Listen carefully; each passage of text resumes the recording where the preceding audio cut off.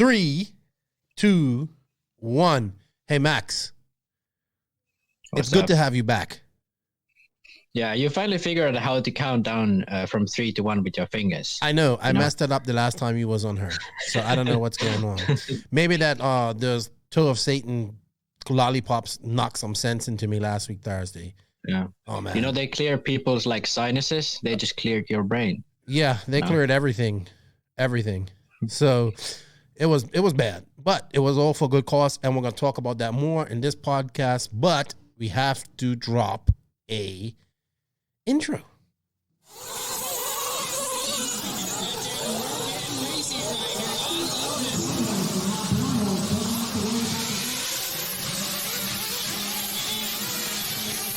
Nitro is the glory. Welcome to the No Name RC podcast with your host tonight, Keenan White, aka Lefty the Great, and if you are unlucky, the Finnish village idiot, JQ. This is the RC podcast with no name, but plenty of content. So sit back, relax, and get ready for some serious bench racing.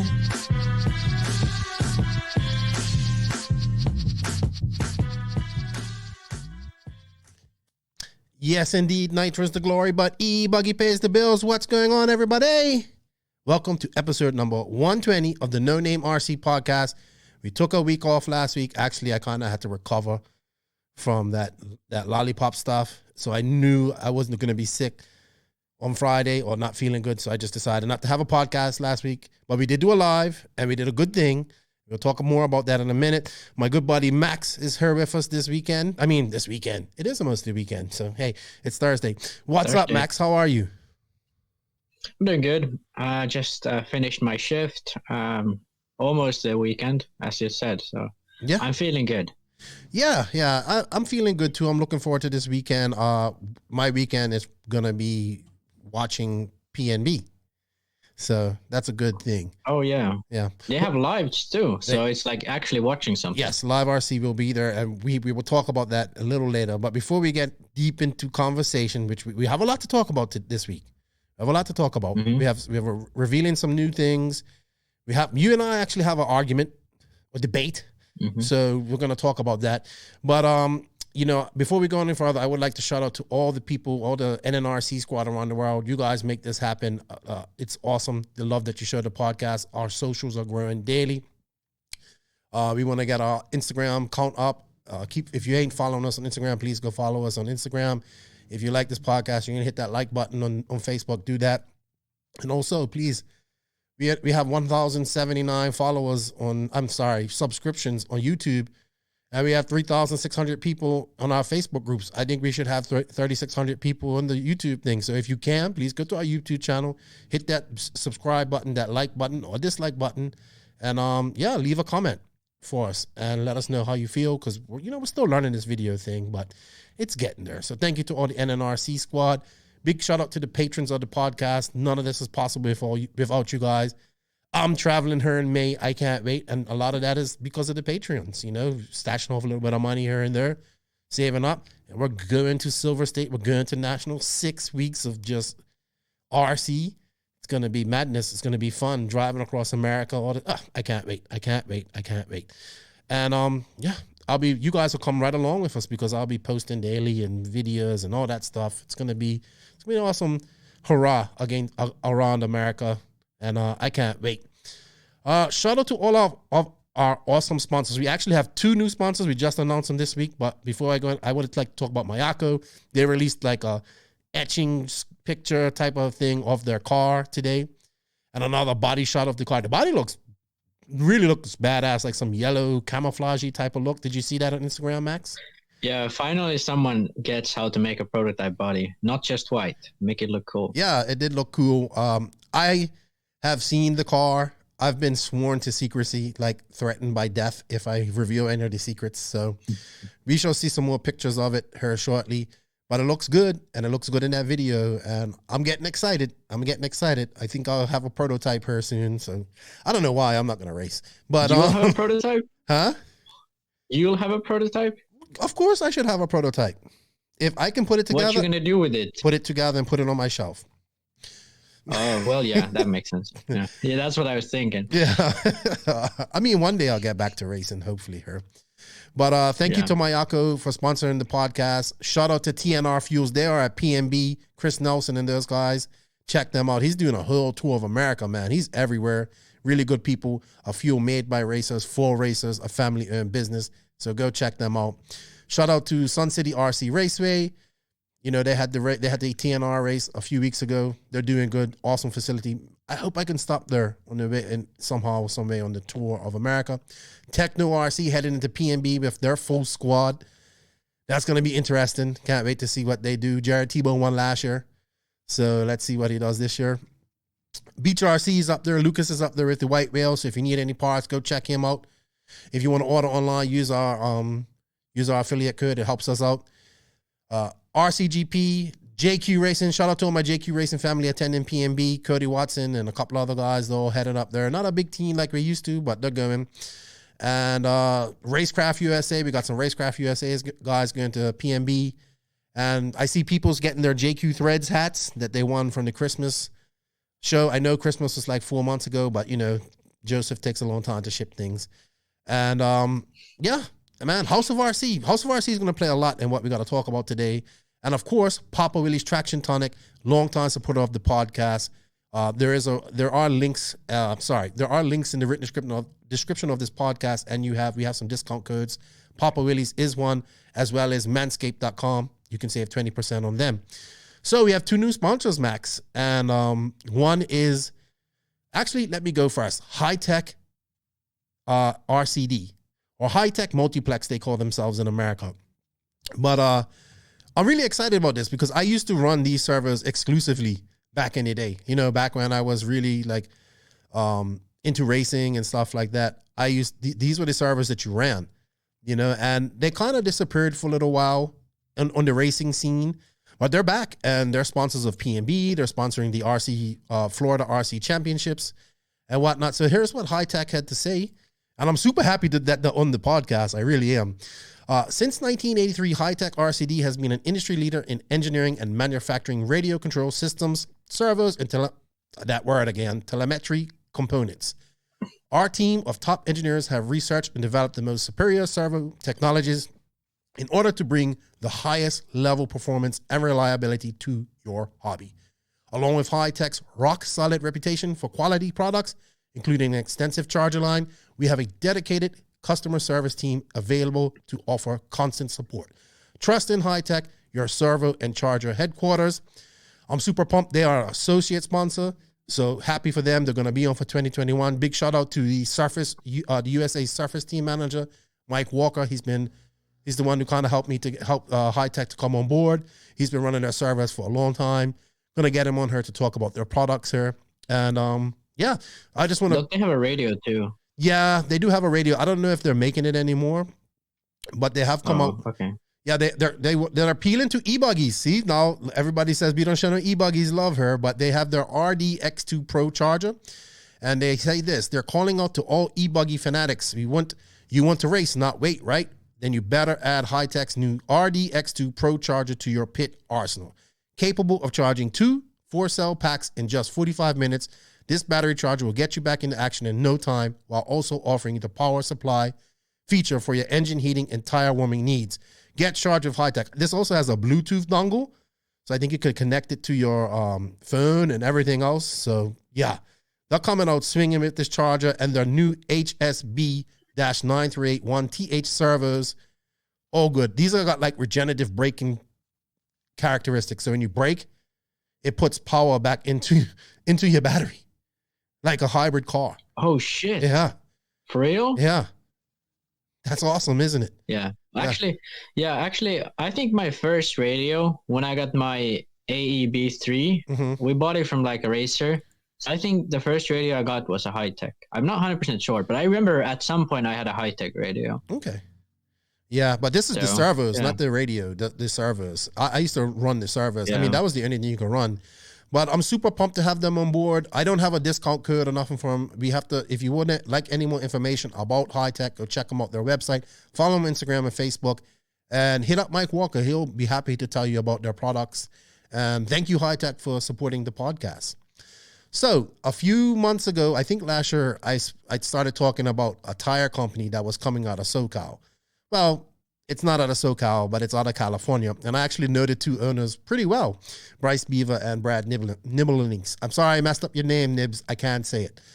But they've created Lugs Racing, and they are a new tire company in the mix, which I'm all for because we need cheaper tires and we need quality tires for better prices for racers, because that's the one thing we use a lot of is tires. So I would like to welcome Lugs Tires on for 2021. They're busy. They're at PNB. They're like TNR. They're everywhere. They're going to every race you can imagine. They're pushing hard, and I'm really excited to have Lugs on. Before I just want to introduce them real quick and let you guys know what they said. So Lugs Racing has over 55 combined years of experience in the RC industry. We are a small company making big moves in the RC world. As we know in racing, it's all about tires. Lugs Racing has been testing different tread patterns, wheel modes, and our proprietary, my words, rubber tire blend to bring racers the best product we can. Our tires are available in medium, soft, super soft, and mega soft. They have like a basher line called the Econ tire line. Basher, I wouldn't say basher. Yes, basher-ish. And this line has been developed with budget racers and bashers in mind. For this line, we have improved existing molds from previous projects, but we are using the same rubber compounds as our premier tires. This allows them to keep costs down and pass those savings on to the customer. For the all-out racer, we have the Protos and TQs. These are our premier tires that are made with our custom design molds using our proprietary rubber compound to provide you, the racer, with the performance you require. Please visit www.lugsracing.com, and you can save 30% off your order if you use promo code in all caps NNRC Lugs with a Z. Thank you, Lugs. I'm excited for this. Thank you, Brad. Thank you, Bryce. Really, really excited to work with these guys. And follow them on Instagram and Facebook. You know how I always heard about Bryce is Greg would always talk about him. I used to race with a guy named Bryce Beaver way back in the day, and he's racing again. And I said, yeah, it was probably the same guy, Greg. You know what I mean? It's got to be the same. You know how Greg is. It's got to be the same guy. But like, wait a second. 30% off. Isn't that like a team driver deal?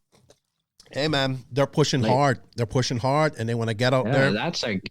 That's a good deal. Yeah, go check them out. Show the podcast some love. Show the sponsors. You show the podcast love by showing the sponsors love. So I'm super excited, man, to have those guys on board. And High Tech, man, I'm super excited. So thank you, and thank you to all the other sponsors as well. All right, Max. All right. So a couple little things I discovered. This Toe of Satan is really hot, but congratulations to Wally, Kevin, Beggar Racing, and the whole community in Quebec, Canada, and the whole RC community and period that came together last Thursday. We really did a good thing.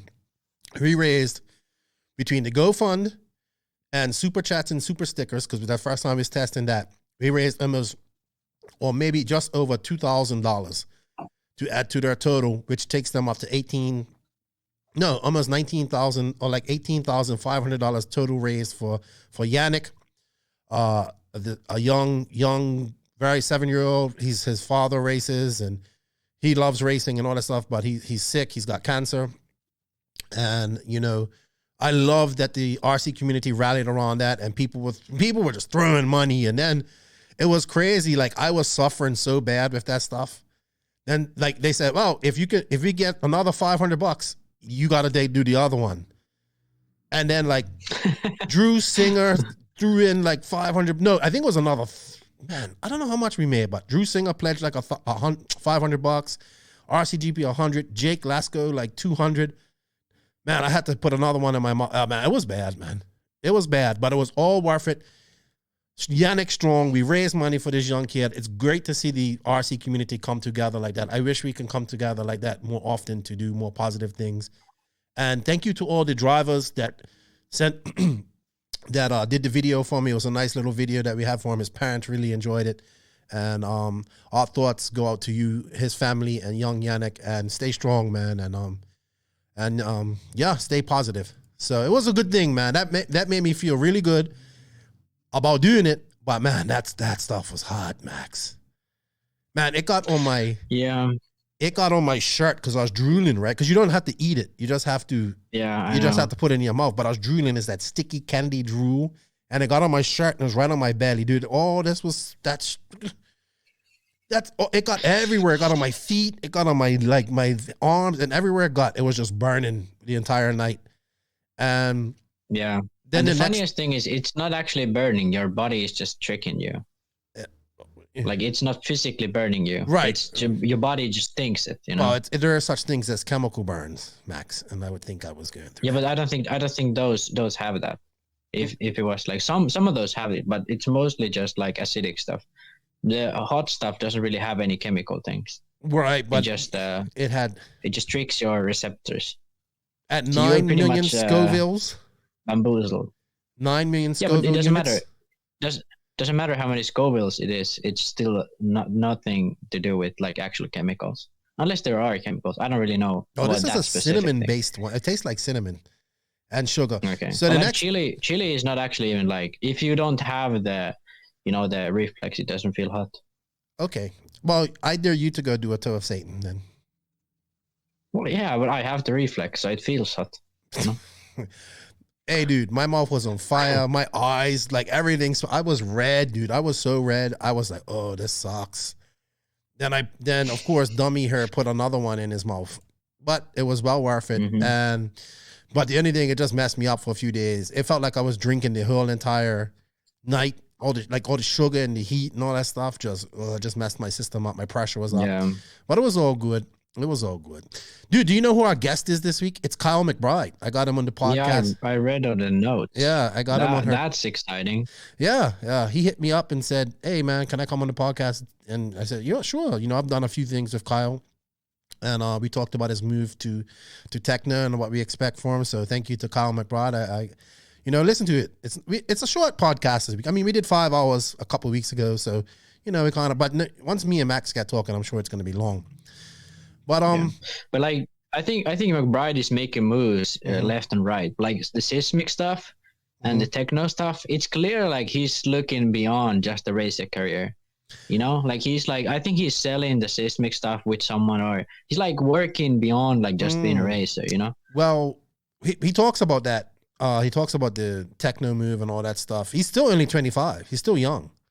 Yeah, but that's the thing. Like, if he like doesn't win worlds or whatever, he has like a whole like platform around him that he can just like start going. Like, he has a plan B, Yeah. Well, when things open up, we're gonna see him more in America. So that's good to know. Yeah. Well, that's good. Yeah. That's like the best thing about him going to like an active company. Like, especially now that RCGP is like canceled due to COVID. Like, we were not going to see him run anywhere with Infinity. So, yeah. Thank you, Kyle, for coming on. You guys enjoy that. And, hey, you know what, Max? What I discovered last night, in fact, speed cubing. Oh, yeah. That's cool. I did not know this existed. It was on Netflix. Yeah, I can solve a Rubik's Cube, just not in 5 seconds. It takes like 1 or 2 minutes. This stuff is bigger than RC. I don't think they get paid a lot of money to do it per se. But they do. Yeah. But they don't get paid from like competing. They get paid from like the publicity. Yeah, I would think so. It was really interesting. They have like sponsors and they do like live streams and they get paid by that. Yeah, I just saw this and when I see things like this, it just frustrates me because I just think that Driven should be on there. You know what I mean? I'm like, I thought it was cool. If they tried to, probably don't. I thought it was cool. I liked the storyline. They had an autistic kid, the Chad Parks. Like, they told his story, and then how they get the guy Felix. He's from Australia, and like the kid Chad was beating all his records, but they were still friends. And you know what I found out, because I posted this on Facebook? A fellow racer, Rex Welch. He's an engine guy. I think he's from Minnesota. His son actually does RC and does this. Yeah, I think this is like really common in American high schools. I think they have like state championships. Yeah. Cubing championship. Well, his son's a little older, I believe, but he said, yeah, check out this video. Okay. Check out this video. And man. Whatever, like they have like high school championships, I think. Yeah. I'm not 100% sure, but I've seen some stuff like high school kids do this a lot. I wouldn't be surprised one bit. Not at all. Not at all. Yeah. But yeah, I can do it just in like 1 or 2 minutes. Well, I mean, as fast as those guys are doing it, I just know, and they're using their 2 hands. I just know that this is not the sport for me because. Have you seen these guys that do like 3 cubes in a row blindfolded? No, I saw some guys doing them the whole time. Yeah, but the crazy thing is they have 3 cubes and they're blindfolded and they solve all of them without taking the blindfold off. That's amazing. How do you do that? Yeah, must be feel. I mean. No. They look at the cube. Yeah, like the moves because there's only like 20 moves. No matter what position the cube is, there's only like 20 moves to solve it. Interesting. So you only got to remember like 50 moves tops. So it's not that. But it just comes to the point, like, honestly, and people are like, oh, you're always tooting the RCGP horn. Because, well, I haven't seen, okay, 5150 was good too. I'm not going to take away from his video production and all that stuff, but it just focused on like Ty and those guys. But I enjoy his stuff. His video editing is really great. The earlier stuff is better because they don't have that pro line sponsorship so in your face, you know?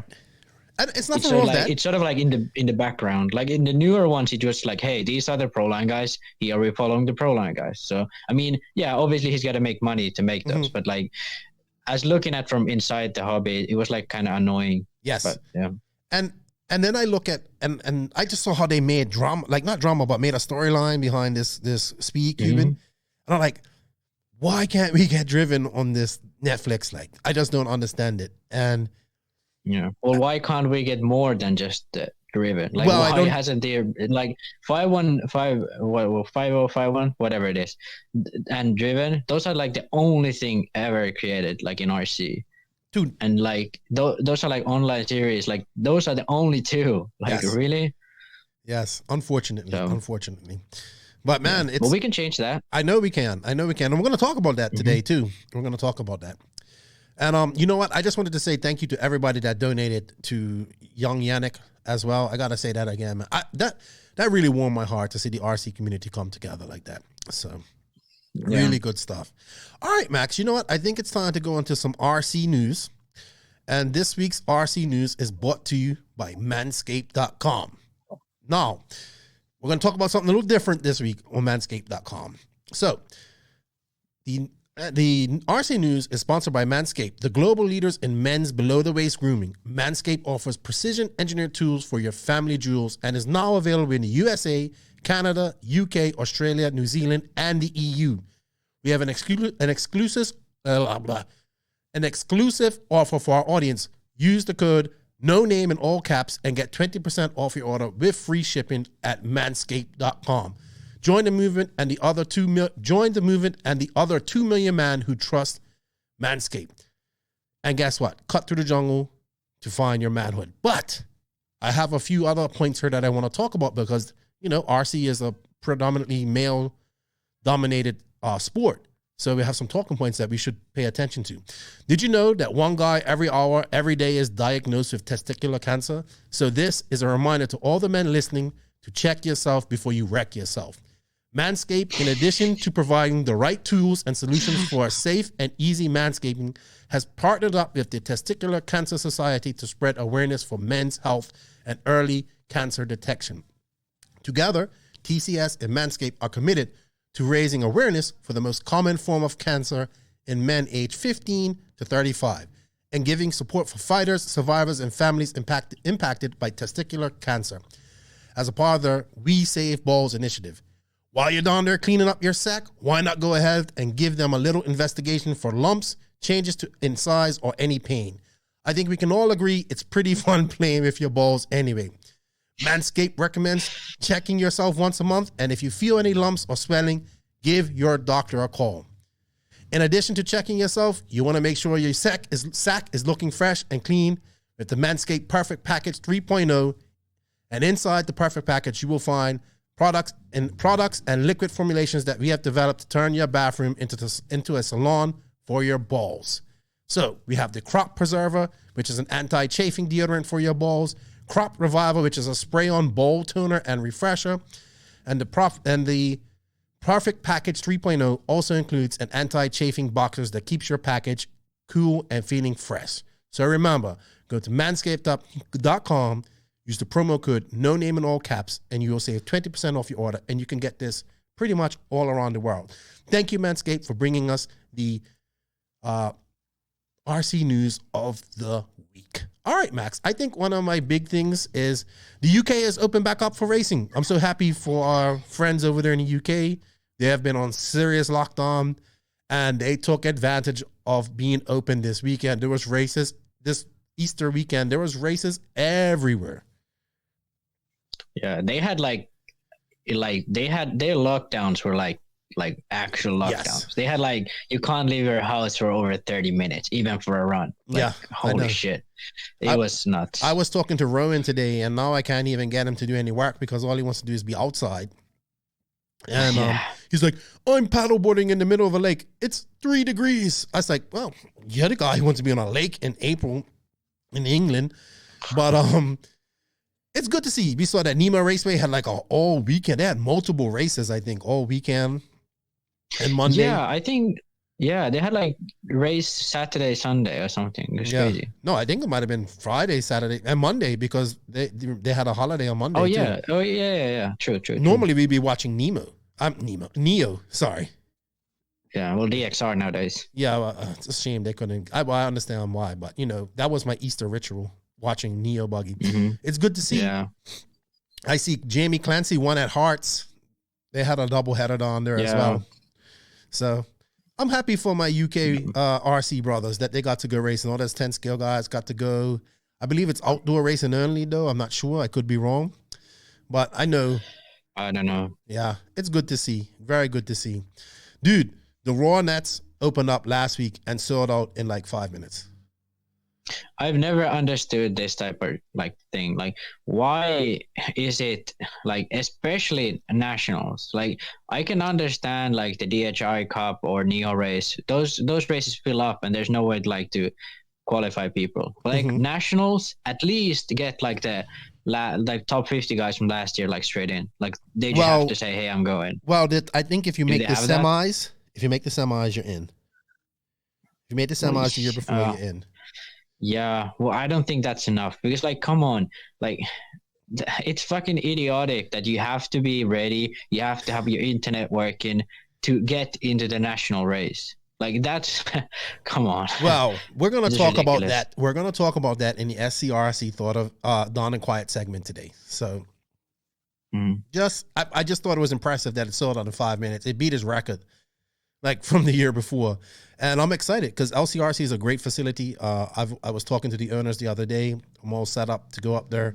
They have everything mapped out. They're taking this serious, and it's a good. And I'm really excited. This is my favorite race. Honestly, this is my favorite race because it's the only race that's done like the rest of the world. You know what I mean? When it comes. Yeah. So you have proper tech. You have IFMAR ladder style mains. You have referees that supposedly work and all this type of stuff.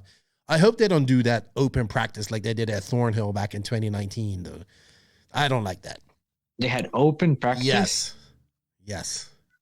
Whoa. So I hope they at ROAR National? Yeah. Ugh. Yeah. I don't know. Dude, we shall see, but we're going to talk more about ROAR later on. I have been told, and I don't know how this information, I got it from somebody and they showed me on RC Tech.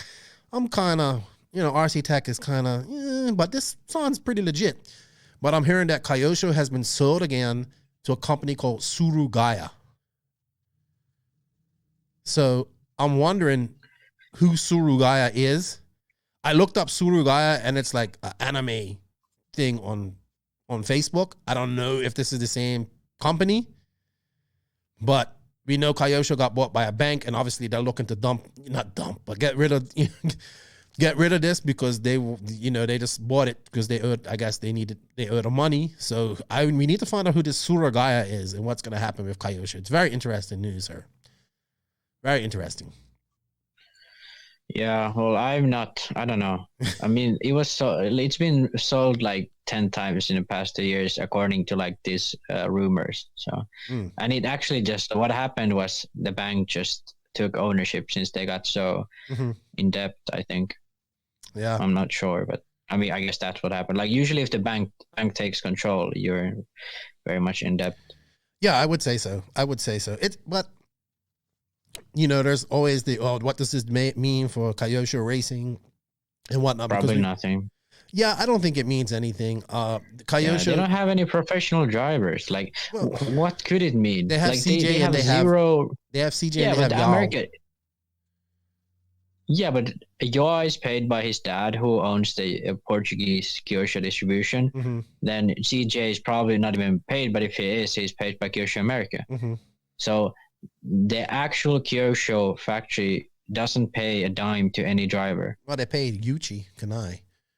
Yeah, but that's because he's a designer. Yeah, but he's a designer. So that's a different thing. And that's like saying, well, Associated pays Brent Tielke or, you know. Yeah, of course. It's interesting. I want to know who this company Surugaya is. But I guess all will come out in her soon. But yeah, apparently it's been the thing is again. Like, the issue about Kyosho is like their like revenue used to be like more than 100 million at some point. Well, they ran the world at one time. They ran the RC world at one point. But it's not like they made that off that 100 million. Probably like 5 million at tops was from racing. Like the rest of it is just RTRs. Yeah. So the RTR business is struggling. That like defines it. Doesn't matter if Thibaut won the Worlds when he ran Kyosho or if he lost the Worlds or whatever, but like that doesn't really affect the company really. So many more out there now, man. So many more RTRs. So much more RCR like out there. Yeah, and like the thing is like their RTRs were always pretty bad. The only thing they had was the name recognition. You know what I want? Traxxas cars were so much better, and now with Arma, they are actually pretty good cars. So like those two are like actually like much better RTR companies than what Kyosho ever was. You know what I've always wanted? Well, Mini Z is doing really good for Kyosho, number one. Well, yeah. Obviously, like, the Mini Zs are good, and like probably like before I was born, they were pretty good. But like since I've been racing RC, they've always been pretty awful. Yeah, but they're back. They're back now. Mini Z's back, and people are into it. Yeah, no. But I was talking about the rest of the RTR stuff. Oh, okay. You know what? Mini Z is like the good stuff. They always had that. Those are cool. You know, the one Kyosho vehicle that I've always wanted was the radio controlled bike that had the moving driver. That move. Yeah, I wanted that so bad. I gotta get that one day just to put on the shelf. You know what? The coolest RC vehicle I've ever seen is an RC submarine. Really? There was this guy. There was this guy at the local store. Yeah, but there was this. I think it was like a local hobby shop, and they had two of those for like I don't know, like 5 years. No one who wants a RC submarine. I mean, you can use it. So one guy came. In your pool. Yeah, but like one guy came, bought it, put it in his pool, drove it around for like 5 minutes, and it just stopped and broke.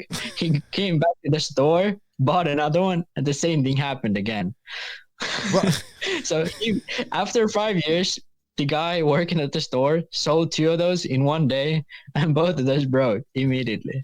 Well, I mean, on that tip, you got these ROVs now. You know, my buddy has one in Bermuda. My buddy Weldon, a company sent him an ROV because he's an avid diver. What's the ROV? Remote control. It's radio operated vehicle, but it's an underwater submarine. Oh, it's like a. Oh, okay. So it's got cameras and all that stuff, and you can operate it with your cell phone. Like, it's like a drone, but the only thing it's tethered. Underwater. What's tethered? It's tethered, like it's got a cable connected to it. Oh, okay. So that's not really radio control. That's just like right, but I don't think you can get control. I don't think you can get ROVs that aren't. I don't think the signal passes through water. That's the issue. Yeah, that could be an issue. So, but then that submarine, maybe I don't know. But these things can go down pretty deep. They got good cameras, and before to get an ROV, you had to be in you had to be in a university or something. Now, anybody can get one.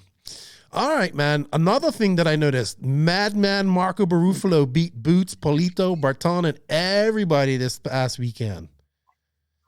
Yeah, and he was like, him and Polito beat Boots by like 20 seconds. Yeah. So him and Polito were pretty close, but then like Boots and Berton really kind of weird. Maybe they had like, maybe just they didn't have a good mate, but Berton's been like practicing all winter. Mm-hmm.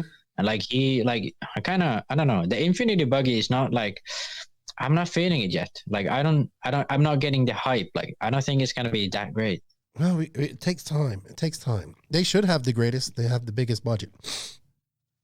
Yeah, that's the thing. Like they should have it, but I don't think they have. It's interesting. I'm glad. You know what, man? I think Barufalo or Madman or M what is it? M cubed. You know, I think he is the most. Yeah, well, it's 3 M's. My buddy Pat Finn said we should get you because I called him Madman Marco, right? And he goes, yeah, M cubed. So shout out to Pat Finn. I think he's one of the most underrated drivers in RC. Like, honestly, he's that good. Well, he's really like in terms of speed, he's probably one of the fastest guys. But like in terms of actual like percentage of races he finishes and wins, it's not that great. Like compared to like even like Berton, like he's an European champion. Like and even in Italy, like Berton is usually much closer to Ongaro, like in terms of like actual where they finish. But like in terms of pace, like even in Italy, I think like in a warm up, like he was super fast, but then he had some issues at the Euros. Well, it's just Barufalo. Barufalo is still young. I think it's 22, 23. And yeah, he's around there. He's just wild, man. He's just wide open, like, you know, and he doesn't. Yeah. He'll learn. He'll calm down. You know him. You know, his like. Well, has Mayfield calmed down? Yes. He has. I don't know. He's finishing up. Maybe he doesn't throw his radio around that much anymore, but like the driving, he's still pretty punched. No, but he's calmed down a lot. Trust me. He's finishing more races and like look at DNC. He was able to drive a car that wasn't perfect. He even said the car wasn't perfect and he drove it the best. Yeah.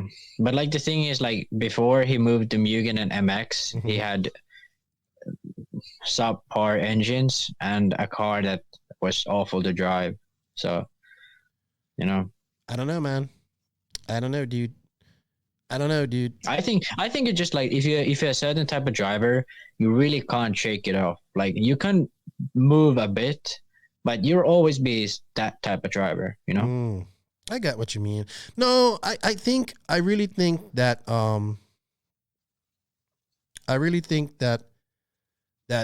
Mayfield has calmed down a lot, man. And yeah, but like the driving style is still the same. Yeah, but he's learned to calm down and not make as many mistakes and also make up for his mistakes. And he's not good. Before Mayfield, like when he was 2014 Worlds, he was out front by far and still like wide open until he blew a servo. You know what I mean? He's learned to back it down a little bit and conserve it and win races. So yeah, but he still has those days though. Yes, of course. So, I don't know. Of course. But I like think you think about like someone like Tebow, he's never like too punched. Like there's not a day where Tebow is too punched. Well, Mayfield still has those days. That's true. That's the thing. But I think Barufalo is gonna. I want him to just come back to America because they hate him in America and they like to talk about him. The thing is, the thing is like I believe he's like the fastest racer. Well, apart from Ronald, the fastest European when he goes to America. At DNC in 2020, he was amazing, man. Well, I was like this. Yeah. Yeah. The thing is, he needs to realize there's bumps on a track. Oh my gosh. All right. A few more news. Shinadachi to Mugen. Didn't he used to run Mugen before? I believe so. I don't know. He was Serpent and Yokomo for a very long time. He was Serpent and Yokomo for like almost like I don't know since like 2012 or something. He's been like Serpent and Yokomo. So I'm wondering if Mugen is like trying to pursue 10 scale or if this is like Shin starting to focus on 8 scale only. it's a weird move. Yeah, it is. It is. But it's to be interesting to see what happens with this. Yeah, and he was like the main designer of Yokomo. He designed both the YC4 and the YC2. So it's not like he was just a random guy at Yokomo. You know what? He was like the main designer of the cars. Like I can't see him. And the thing is, like while he was working with Yokomo, he was working with Serpent. He was at the Euros multiple times when Neumann was running Serpent, and he was like focusing on 8 scale. So I can't see him only starting to focus on 8 scale, especially like when they have already like Drake and Mayfield and Robert in Europe. And there's like, they already have a pretty decent like structure there. So would be odd to me that he would be only focused on 8 scale. So where does he go for 10 scale? No, but like I think if he doesn't go anywhere for 10 scale, it's gonna be Mugen. Mugen's gonna come up with 10 scales, and that's the thing. Like they came up with a touring car. Like they were only Nitro, and then the e-buggies and like those cars, but like they were only like 8 scale or then Nitro 10 scale on road for forever. And they came up with a touring car like I don't know 4 years ago or something. So like I think they're trying to pivot into the like everything market, sort of like what Serpent is doing, but they are doing it I think much better. Well, I think they're seeing the like 10 scales just growing bigger and bigger, you know, and maybe it's just like the market isn't big enough to just focus on 8 scale. Like for a company what they're trying to be, like to have pro drivers, it's not like there's so many brands now, so it's not like before it was like Kyosho, Mugen, and then some other brands. You know, that was the 8 scale market before. Now it's Kyosho, Mugen, S-Works, Associated, TLR, and then throw in like JQ in there and throw in HB too. Those are big. So there's like so many like actually big companies, and Tekno, of course. Like there's so many big like who have a lot of drivers. So it's much harder to just focus on 8 scale. I think that it's it's a natural progression. I didn't even think of it that way. But if he does go to an only 10 scale company, I have to think Schumacher, to be honest. Yeah, but the thing is that wouldn't make any sense because they have Trish and they have all the UK guys, and it would be very odd to bring in a Japanese designer, especially now when Schumacher has like the best 10 scale cars. Well, on dirt, not really, but on any other surface, pretty much they have the best 10 scale cars. It's going to be interesting. I never thought of the 4-wheel drive is pretty good on dirt. So yeah, it's interesting because I never even thought of your theory just now. You know, you know, so that makes me wonder. Makes me wonder. I wouldn't be surprised. I wouldn't. I say it that way. And speaking of Schumacher, Tyler Jones is going to be running their 2-wheel drive in America, so that's good. The dark horse is going full into 10 scale. It looks like he's on his way to is at PNB. He's actually he's on my list, like one of my favorites to win PNB. We're gonna do that. Are we gonna like guess who's gonna? Yeah, we're gonna do that. We're gonna do that. We're gonna do that when we talk about when we talk about. Oh, okay. All right. I wasn't in on this. Yeah. Nitro licensing in Europe. So my buddy Magnus, I believe he's in Norway or maybe Sweden. He's definitely not in Finland. What's his name? Does he have a... What's his... Oh, you don't want to say the full name? No, it begins with a B. I just can't remember it and I can't say it. I think okay. Magnus Bird. It's Norwegian. I believe. No, it's Swedish. Sorry, Swedish. Because so anyway, he went and got his nitro license to run 25% fuel. And he said it was the easiest thing in the world. And it has nothing to do with... Yeah, it's not actually that hard. Yeah. He had to apply He had to apply to like the authorities on bombs and fire and all that stuff to get it.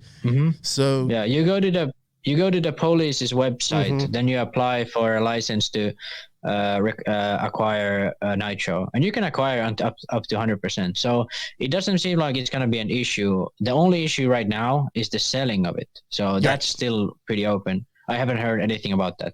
Getting the license to buy it or own it, that's easy. I mean, that's not an issue. But the selling is still quite. I haven't heard anything about that yet. Yeah, well, he got his, and I know a lot of people were asking about it. So yeah, he just applied, and he got it, and he said, "I don't buy much fuel anyway, Keenan." So he showed me who he applied to, and it was all done by letters and stuff. So now he has his nitro license.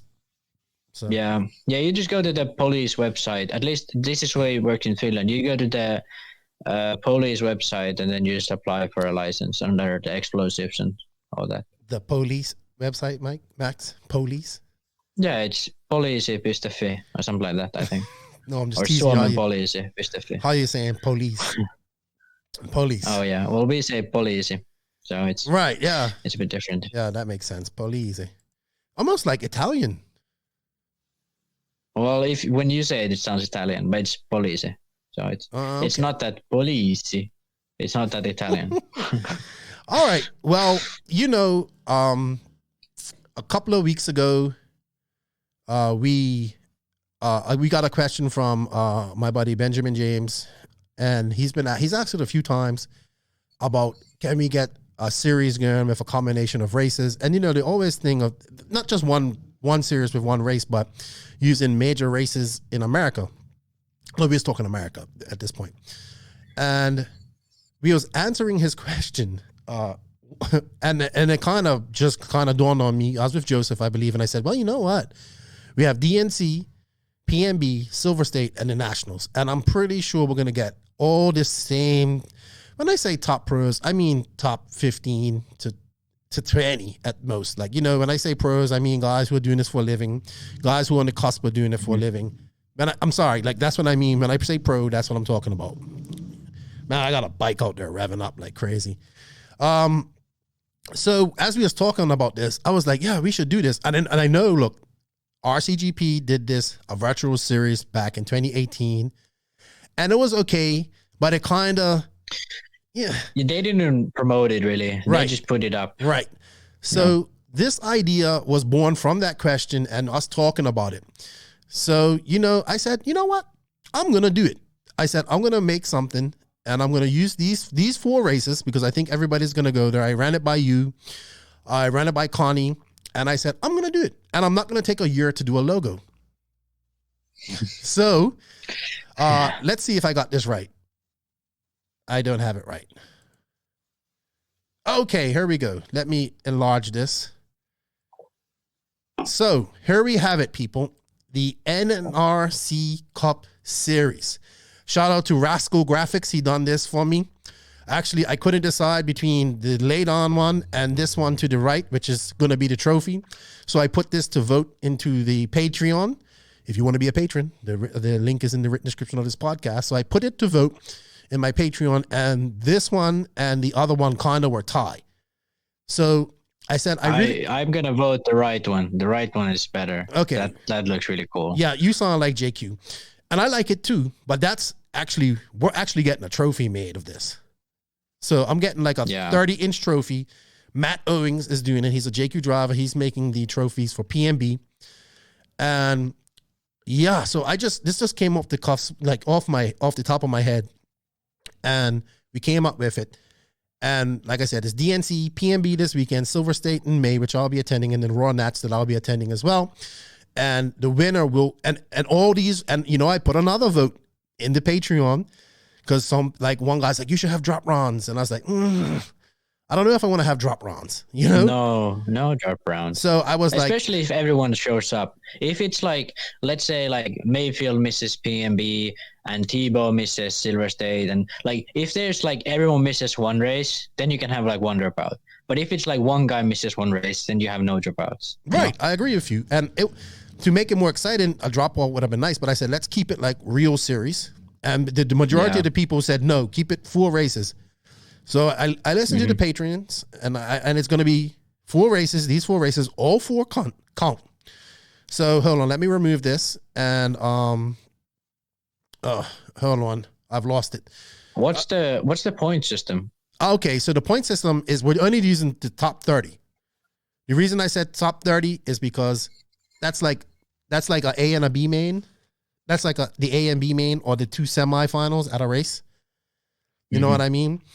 So it's going to, the winner gets 30 points, and then it's 1 point down to 30. So 30 will get 1 point, and everybody under 30 will get 1.2. It still be counting people under 30, but they won't be on the. They probably won't be on the thing, on the whatchamacallit, the standings. Can we do like an actual point system? Oh, I have an actual point. I have all this set up already. That's what I'm trying to tell you. Yeah, but like that point system, I don't know. That kind of sucks. Well, I'm sorry. I mean, you could have given me some suggestions in the way, but how it works too is also TQ gets 3 points.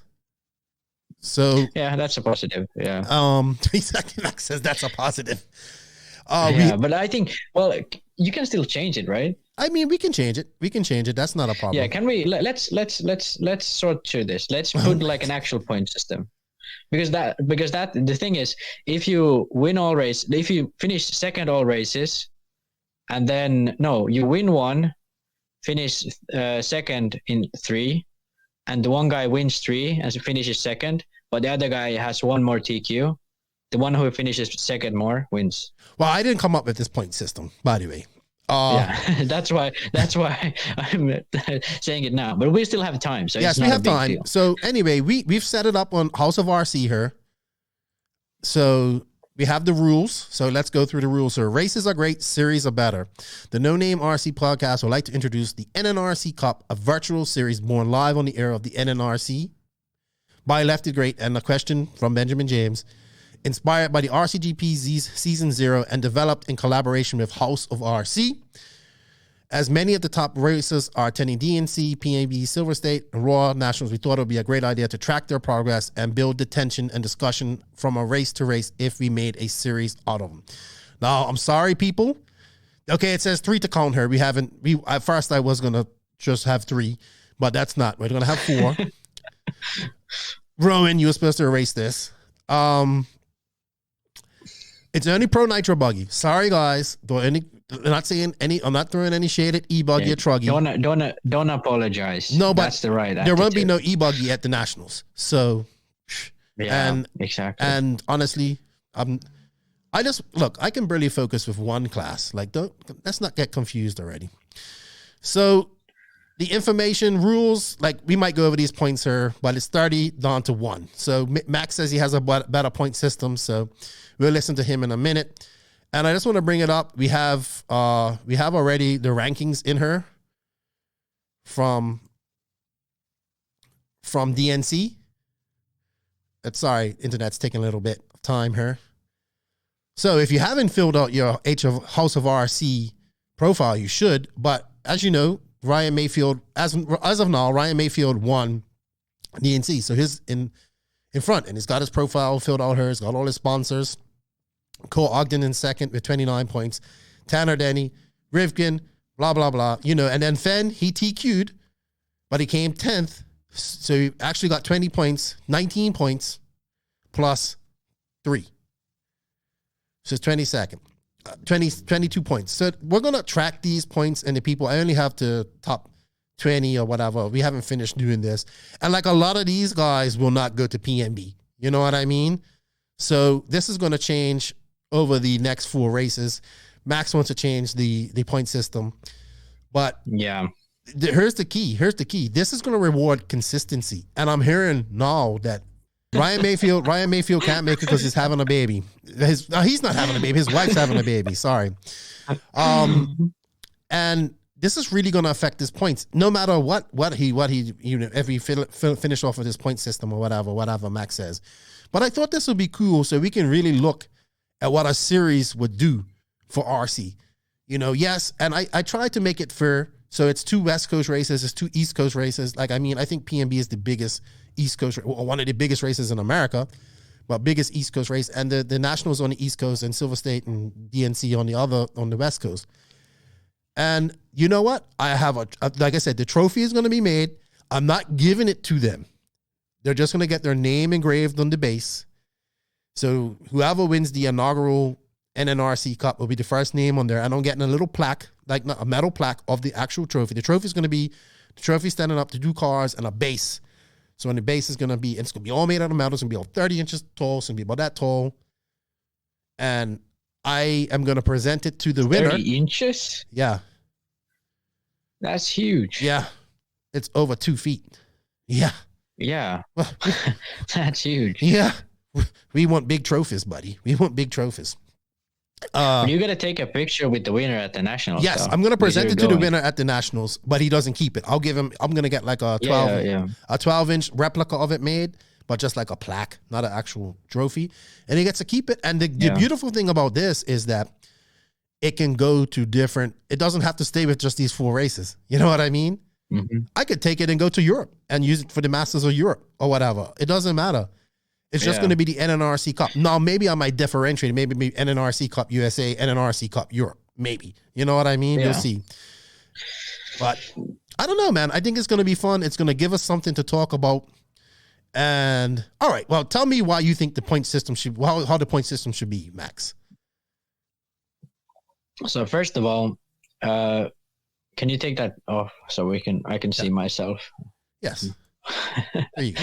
So first of all, as Degani says, if you don't make the main, like whatever, you know, and even if you're in the main, it's kind of waste of space. But the waste of space thing, let's forget about that. So first of all, points only for making the main.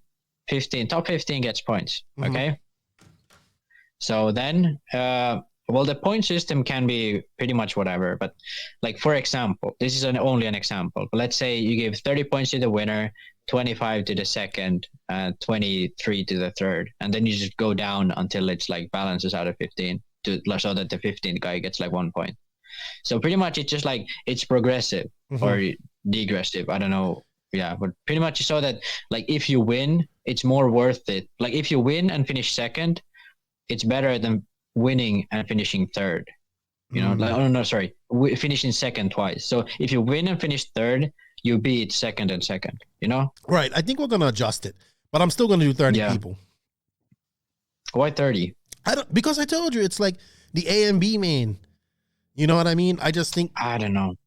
And the two semis, it's the A and B main and the semis. Yeah, we can do 30, but but I mean, the main is really the only thing that counts. You know? I know. Like, we all know F1, that after the main, nobody really cares. But yeah, but if you think about F1, like the top 10 people only get points. I know that. There's 20 guys on the grid, and only the top 10 get points. Well, I didn't want to go like that. I want it to be different. I want to give everybody points. Not everybody points, but obviously we're going to be focusing on the top 15 more or less, right?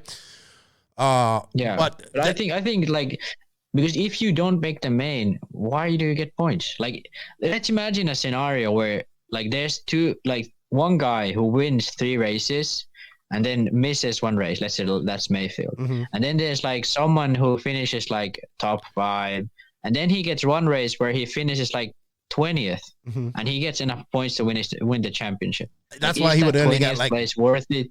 Well, yeah, but then we would have to make 15 and below like worth 1 point only. You know what I mean?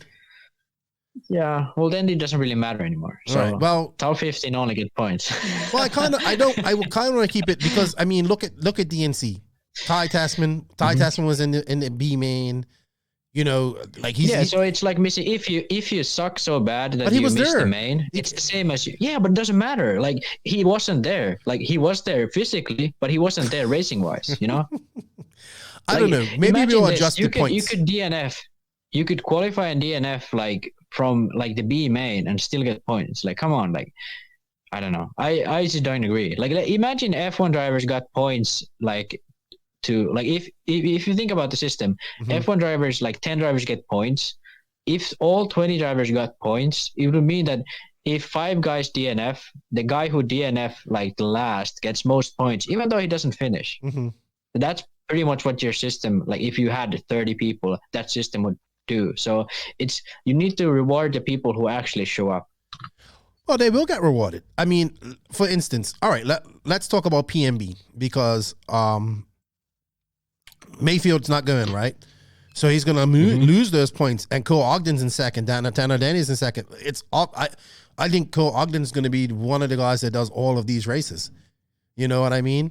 Yeah. And so he will benefit from being consistent. Well, he also has to have good runs. I'm not saying, Yeah, but let's compare like Mayfield to Ty. So if Mayfield wins 3 races and like then skips PNB, and Ty finishes in the B main at DNC, and then like finishes all right in the rest of races, he's most likely gonna have more points than Mayfield, even though he sucked more during the season than what Mayfield did. Right, but that's the whole point.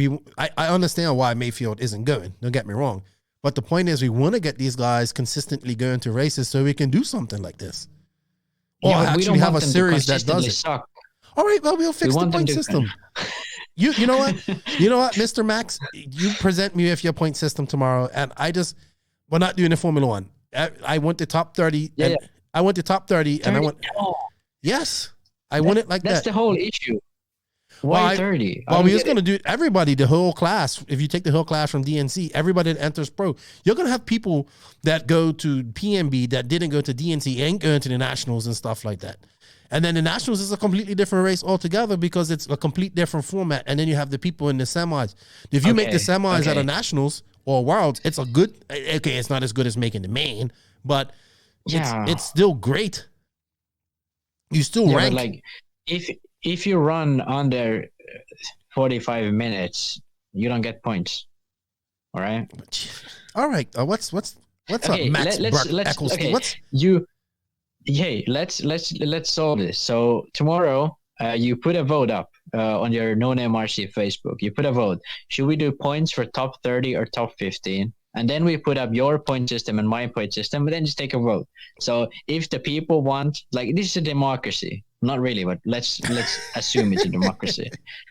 So I'm gonna do the point system for top 15, and then you put yours, whatever it was, like 30 for the winner, and then below from that, and then like we put people and vote. Okay? You know what?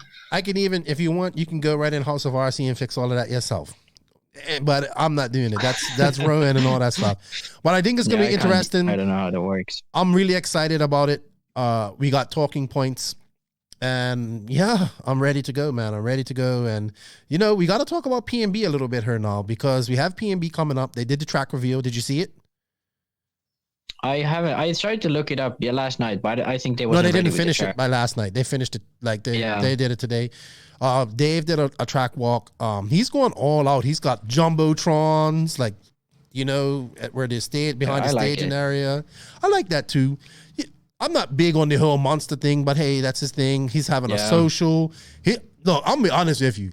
Yeah, boy, like they say they're not in competition with Joey, but of course they're in competition with Joey. Of course they are. And now Joe is calling Silver State. Joe is calling Silver State the indoor worlds. I'm sorry.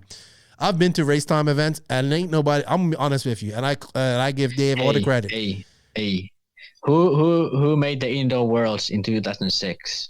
Come on. You don't get that title so easy. Neo Buggy. It was Neo. Yeah. Neo, yeah. So you don't get that title so easy. No, like, and when it comes to indoor races, beating Neo Buggy. When it comes to indoor races, Dave and Race Time do it the best, in my opinion.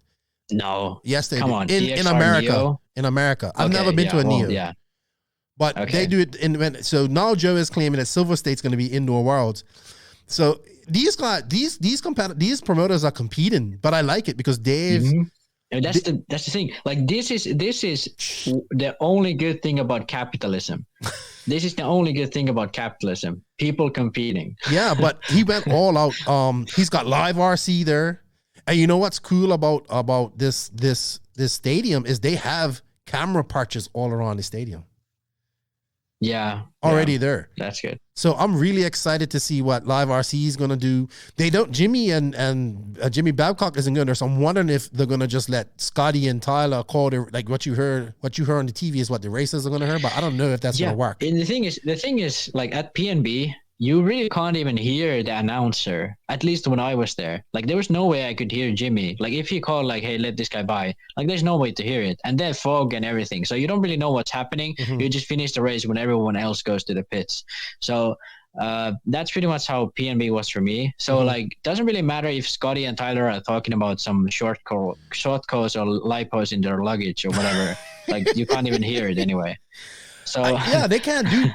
I wonder who's going to be calling the race. I don't know who's going to be the RD and all that stuff. But Dave's going all out, man. A social. all this type of stuff. So they had a big party at DNC, and Joey didn't, but Joey always has a social. He always has a social. So Dave's I like it, and you know what? And also Dave he put up a post the other day about Wicked Weekend and capping the race and doing stuff too. So he's thinking outside the box. I like it. And he's got the cool trophies and stuff. All right. I'm gonna say I do not like these 24-hour practice though. Yeah, they are still very much inside the box, but at least they are sort of trying the other side of the box. Yes. I have to give them. I'm just happy to have it on Live RC, so I can watch it all this weekend. Yeah. No, that alone is like, you did good. Like that alone, like what it was when I went there, it was fun, but as a race, like as a professional race, it wasn't that, Well. Yeah, you've said that. But before. we went through this before. Yep. Yeah, but people know what I'm talking about. Right. So I went to look at RC sign up, and it isn't many pros signed up, it's just a lot of people probably will go. So I can't really say who's going to be there, but I know Tebow and the whole Tekno crew is going to be there. Rivkin, Cav, Hackert, who else? I haven't seen Fenn's name there, but I'll be surprised if he isn't there. He should be there. He did pretty good here last year. I think, he went there. He has gone there every year. So it'd be weird. I think we'll get, and Lutz is going. He boycotted it last year, but he's going this year. I think we're going to get almost, and Ty Tessman's name's down there too. So I'm wondering if he's coming over. Yeah, that's good. But I'm wondering if he came from Canada over there. But I don't think they could come through Canada. Yeah, maybe they can. I don't know. We'll see. It's hard to say who's going to be there because we don't, unfortunately, people aren't really good with pre-sign ups, so we don't know who's there. But you know what, man? We have to talk about it. And I saw the track, dude. I didn't think they can make the track bigger, but it looks like they make it bigger every year. And whoa, it is massive, dude. They got the Joker lane. Is it done the right way this time? Well, the Joker lane is coming. Where you go in the Joker, you come off, you can go past stage and then go into the straightaway. It's similar to last year, but is it longer or shorter? It's shorter, the Joker lane. But you can only do it. Why? Because the other part of the track's longer. Right, but you like the Joker chain to be longer, ain't it? Yeah, but you remember last time when there was the Joker lane, there was no one knew what was happening in the race because everyone was just doing the Joker lane in the first few laps. And then people hit each other at the end of the straight because it was when you went full throttle and the other guy went breaking. It's not there. Yeah, but if you do a Joker lane, you got to do it so that it's the Joker part is longer. Right, but they reversed it. They did it so that the Joker lane gives you an advantage. And you could do it. I think you could do it every. That never works. Well, it worked for Tyler Jones. I think not Tyler. It worked for Tebow last year. Yeah. Yeah. So I think they should do it the other way. It's not that big of a deal to do it the other way either. Well, it's going to be interesting to see how much time that this cuts off your lap. And I think in the main you could do it 3 times or every 10 minutes you can do it. So it's going to be interesting to see. It was a shit show at the start of that main. When I was there, it was awful because the place where they put it was the worst possible. I know, because you had a jam brakes and go like that. Yeah, and everyone did it the first lap. So I remember I got a good start. I got up to 5th, and then we had a plan with Ligani, so I would just after pit I would do it so that I wouldn't flame out in the bumps if I crashed. So it was a pretty good tactic. And then I remember I had a good start. I was 5th or something. And then I asked Mike after a few laps because I saw people do the Joker. Where am I? He's we were 13th or something. And I hadn't even crashed or anything. So it was everyone did the Joker 5 times. And some people were almost lapping me. Even though it was the second lap or something. Because they just did the Joker. And you cut almost 10 seconds doing the Joker. Yeah. Well, it's going to be interesting to see it. The track looks really good. I have to see cars going on it first, so I haven't seen nothing today as I speak. But man, you know what, man? I'm gonna make my picks. All right. We know Mayfield's not good. Let's assume everybody else is good. Who's your top 3 in Pro Nitro Buggy? So, everyone but Mayfield pretty much. So, top 3 Nitro Buggy. Hard to say. Cole is never really that good at this race for some reason. So I would like to pick him, but I don't know, he struggled here before. So I'd go for Tebow. But okay, I believe in Testman now. So Testman, okay. Tebow,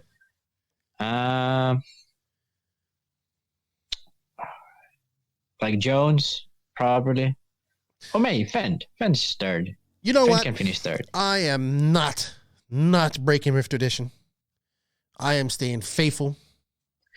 And I am picking Fend if he goes. Because I think he'll be able to make up more time on the Joker laps and get back into order. But I'll be honest with you. I can see Tebow doing it again. And if Tyler Jones has won this race. So yeah. And you know who was really fast at this race last year for 2020 was Seth Van Dalen. So it's gonna be hard. And Cav needs a good finish.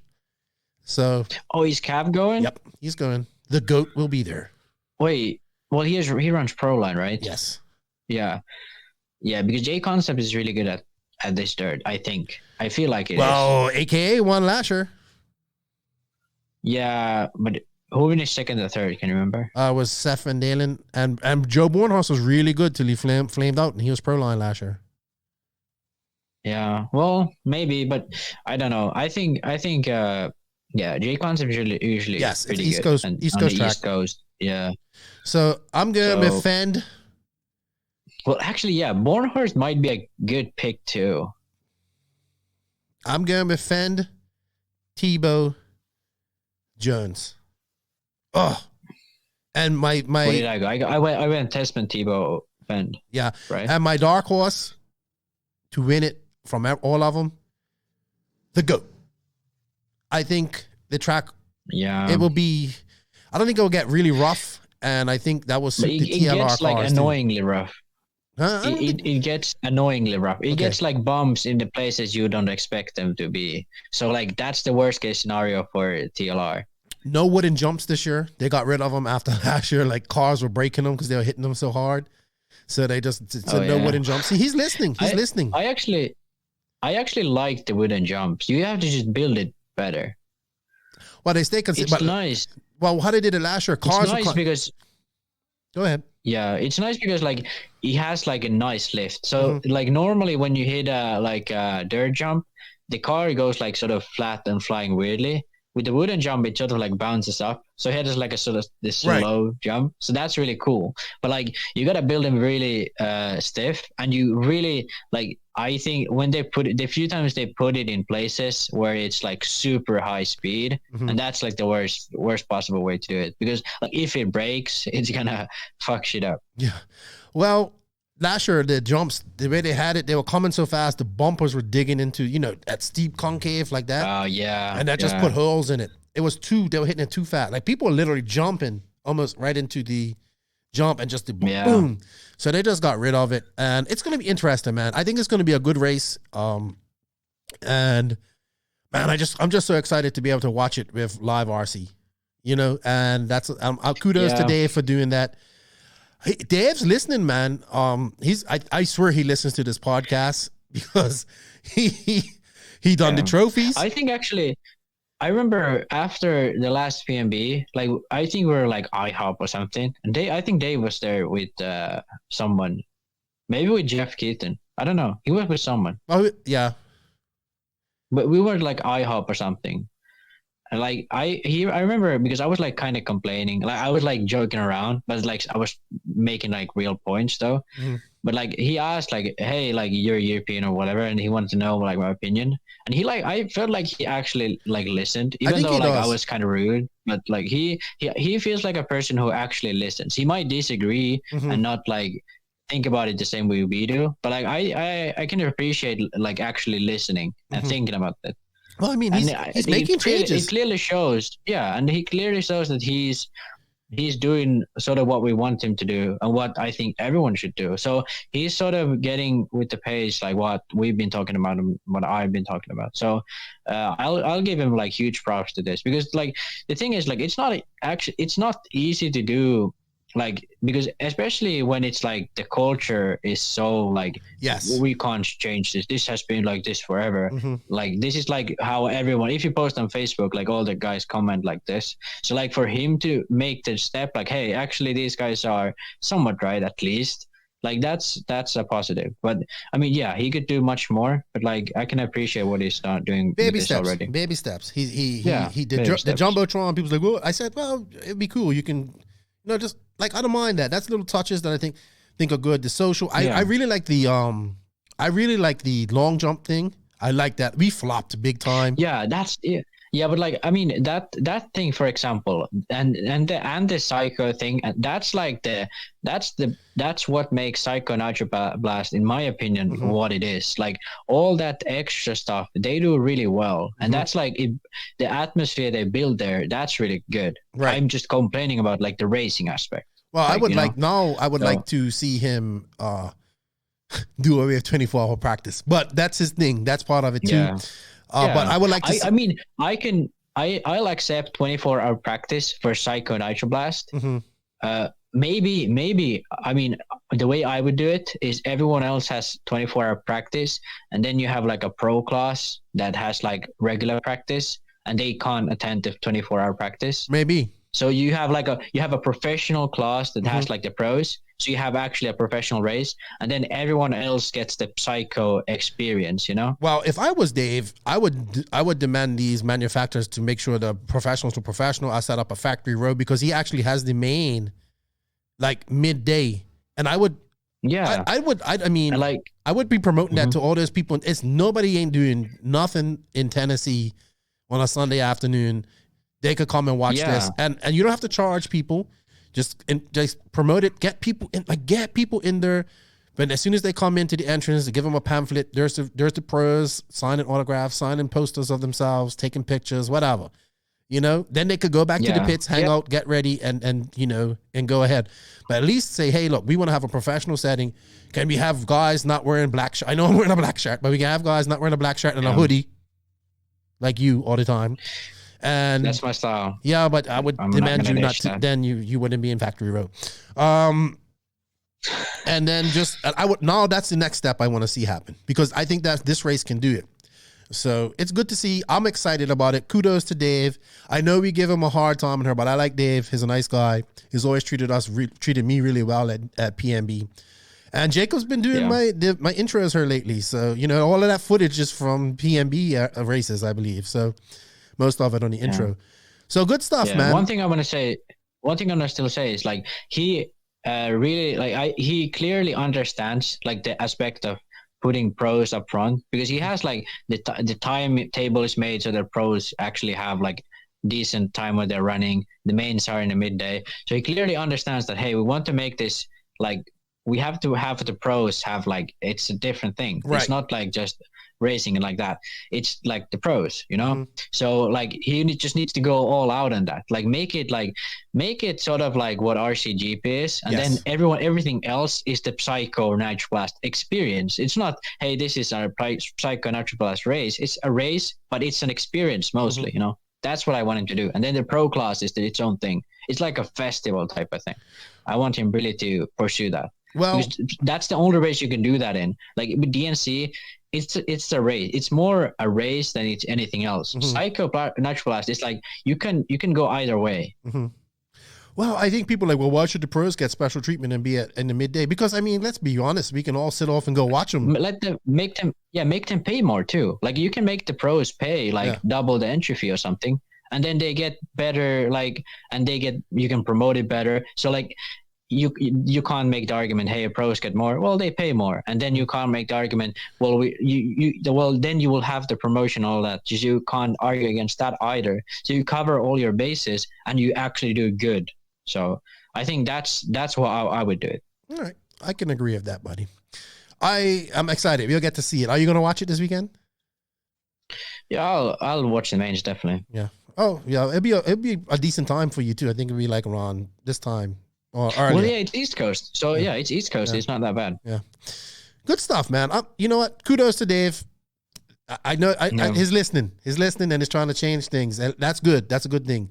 And this is gonna go into what I want to talk about later on too. So, you know what, Max? We've been on the RC news for a little bit. It's time to pay some bills and go on to the Beach RC Bench Racing Q&A. BeachRC.com, the racers' one-stop online hobby shop. Choose from all the popular brands and variety in stock with super fast shipping and great customer service. BeachRC.com still has the local hobby shop feel with all the benefits of the internet. BeachRC.com is the exclusive distributor for Ultimate Racing, JQ Racing, Pro Circuit Racing Tires, Nitro Lux Fuels, and Assault RC Performance products. So fill up your cart and check out at BeachRC.com today. Sweet. Thank you, Beach RC. Thank you, Brent. Thank you, Lucas. A true brick and mortar hobby shop doing good things. Check them out. Get yourself some NNRC swag. I think he got some. He's getting some here soon. And if you're at PMB, go see Lucas and get yourself some NNRC decals and tag us in that. If you put them on your car, hashtag us and let's see what you're doing. I really appreciate the support. If you want to support them, please use the affiliate link in the written description of this podcast. It helps us out, shows Beach RC some love, shows us some love. So, Max, we don't have a lot of questions. A lot of these were from last week when I posted it, so I didn't do it this week again. And I was going to have Joseph one, but he didn't, wasn't able to do it. So you're going to have to answer for Joseph. None of these questions are really for Joseph. None of them are really for him. But, all right. First off, Benjamin James up there at Coastal RC, really good race caller. He's getting into it. He's thinking about doing a race. So he goes, I've heard you talk about using a different format for qualifying and racing as opposed to what has been commonly used in the States all these years, with some exceptions. What would you recommend, and how do we get a place where we can change? How do we get a place where we change our regular racing formats? Get to a place where we change our regular racing formats to maximize track time. This is you, Max. Real quick. Don't go into an hour explaining formats. Well, I'd say it's kind of hard to say, but just have a schedule, have like the track time thing at big races. It's mostly about having too many classes and having no schedule. So it's just like tracks going, like races going like and everywhere. Too many entries, and like so many classes. Yeah. So you got to limit that if you want to have track time. But I mean, there's two ways to think about this. There's big races, and I really can't see any other system properly working out apart from the RC2 class system. Mm-hmm. I feel like that's because I've thought about this much on my own. And when the RCG was down, me and Joseph talk about this a lot, if we could improve it or whatever. But that seems to me to be the only like system easy to implement. So you have 3 IFMAR qualies, and then you have like a qualifying race, which decides your ending qualifying position. And that's like if you, let's say you qualify 15th, you qualify in the B heat, and then if you win the B heat, you're 11th after qualifying. Mm-hmm. So like that's how RC2 works. So then if you're at the club race, I've been like thinking about what could be the best system for Finnish club racing, and this is what I came up with today. So let's say you have 20 cars in one class. You have a practice round where you take your 3 top laps, sort of like seeding. Mm-hmm. And you have 2 of those practice rounds, let's say. Then you sort those into, because if you have 2 rounds, you're going to seed into a heat which you should belong to. So you're going to sort those into if you have 20 cars, A and B, if you have 30 cars, A, B, C heats, those run 3 like races, like sort of like 10 scale like mains. You have 3 races and you pick your 2 best. Mm-hmm. And like the A is the A, so that goes straight to A. But if you finish last in the A heat, you drop down to the B heat. If you win the B heat, you bump up to the A heat, and then you have mains, C, B, A, like, and then the first guy always bumps up. So you have pretty much like you have the qualifying is only like top 3 laps. So the style Well, you could do it two ways. You can do it so that RC I feel like did it, which is like you run 10 minutes and then you pick your top three best laps, or top three consecutive, like the Euro seeding, or most seeding in races are done. And then the rest of the day is just racing. First you race short races for qualifying, and then you race the long race for the mains. So that's like I think that's the best system for club racing, because you get more racing. The length of the day shouldn't change that much. In America, it might be different because obviously they have only like I think 2 or 3 qualifiers and then the main. So the biggest issue is you will have so many classes. So you will have people running buggy and chuggy and e-buggy at one club race.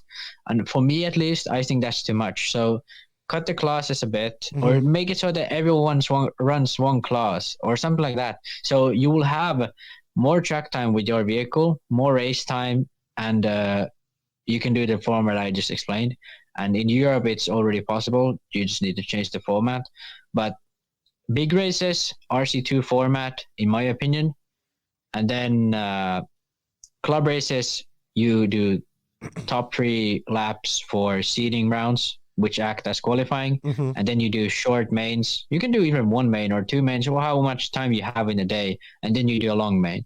So you don't have to spend 2 or 3 rounds of 5-minute qualifiers. You just have that 2 rounds of like top 3 consecutive, or even 1 round if you're just club racing, because like club racing is just to have fun and to get out of the race. So yeah, I think those are the best ways to do it.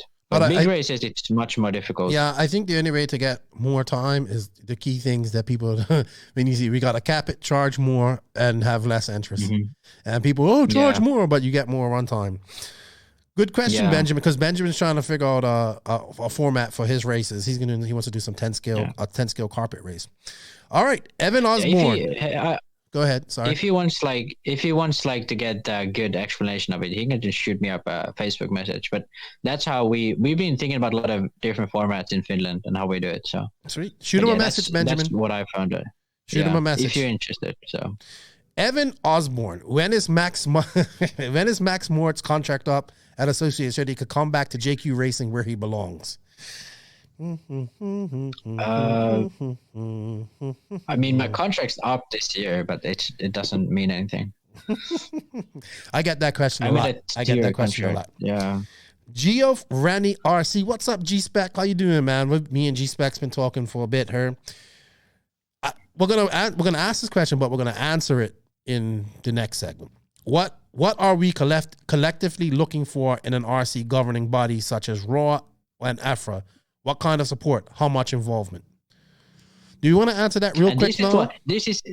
Okay. Nope. I'm not going to go into this because we're going to discuss this later. But we have a disagreement, which is very nuanced and distinctive. But we have a disagreement on this, and it's going to be amazing. But it's like because let's just say it quickly. You think the federation should be involved more? I think they should be involved less, but they should be like embracing everything else, you know?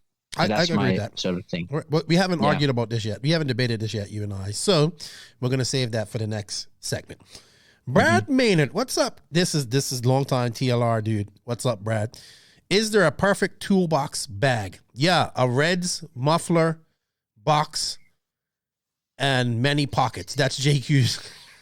Didn't you hate that when he goes like 2-inch screwdriver sticking out, a temperature gun, one of the old Exogen temperature guns? That's his toolbox, a muffler box, and I'm going to be honest. That's the best way to do it. Starter box and then that Red's toolbox. No, yes, it not. is.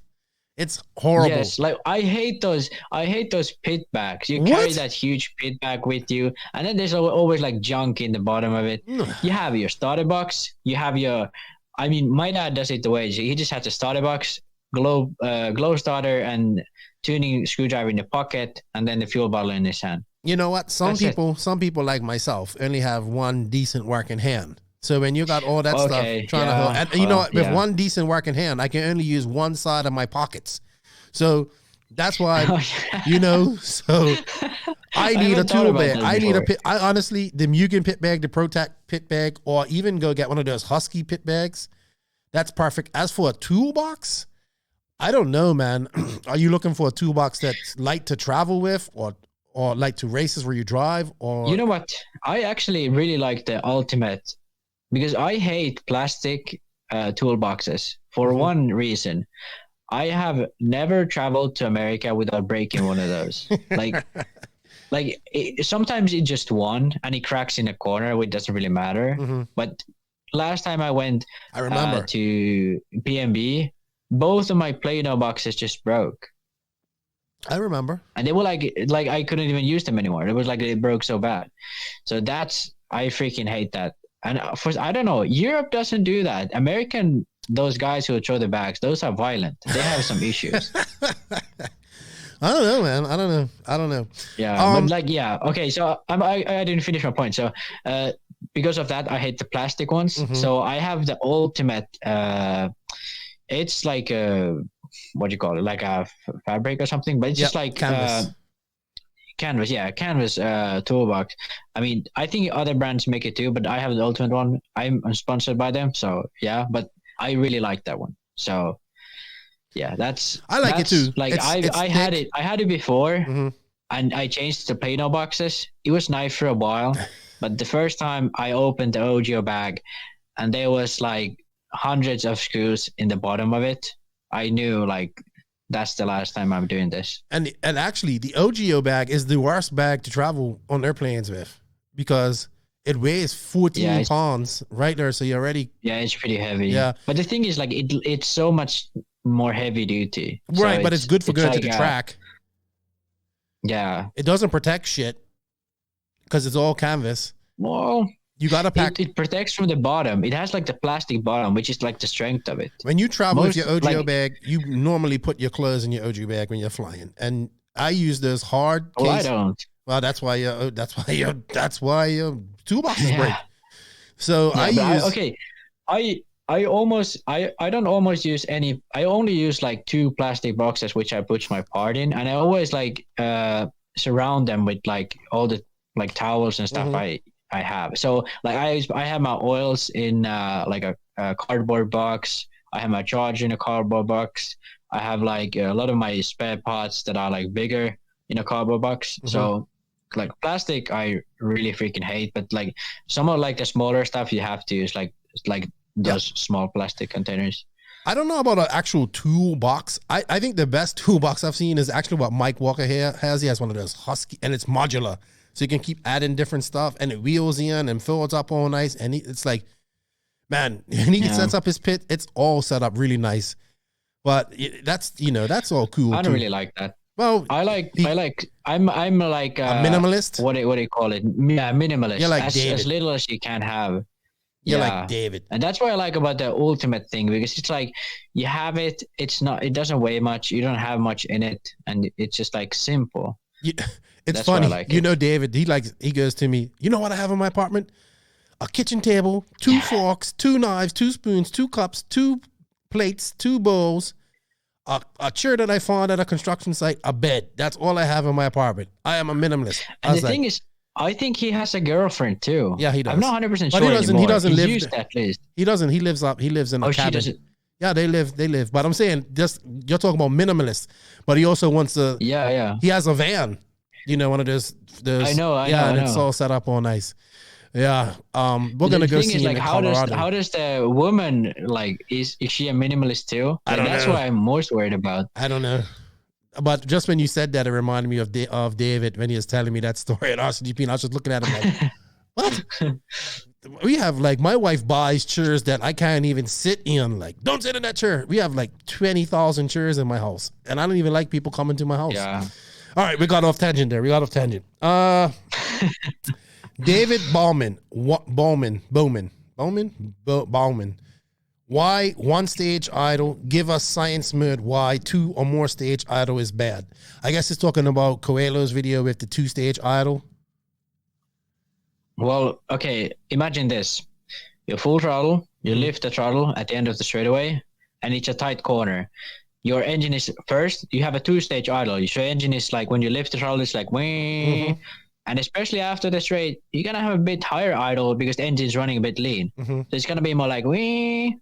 And you know what happens then? The clutch starts to catch, and you're going to have the engine run after the straight. So when you go into the corner and you have the engine sort of pushing, so your car will push into the corner, and then the idle will drop. And because your engine is a bit lean, you would have turned the idle very low. So you get the initial idle lower. And eventually, when you get the pushing out of it, the second stage kicks in and the engine flames out. So we'll have with 2-stage idle, you will have an engine that will have too high idle initially when you lift the throttle and too low idle, so it will flame out in the corner.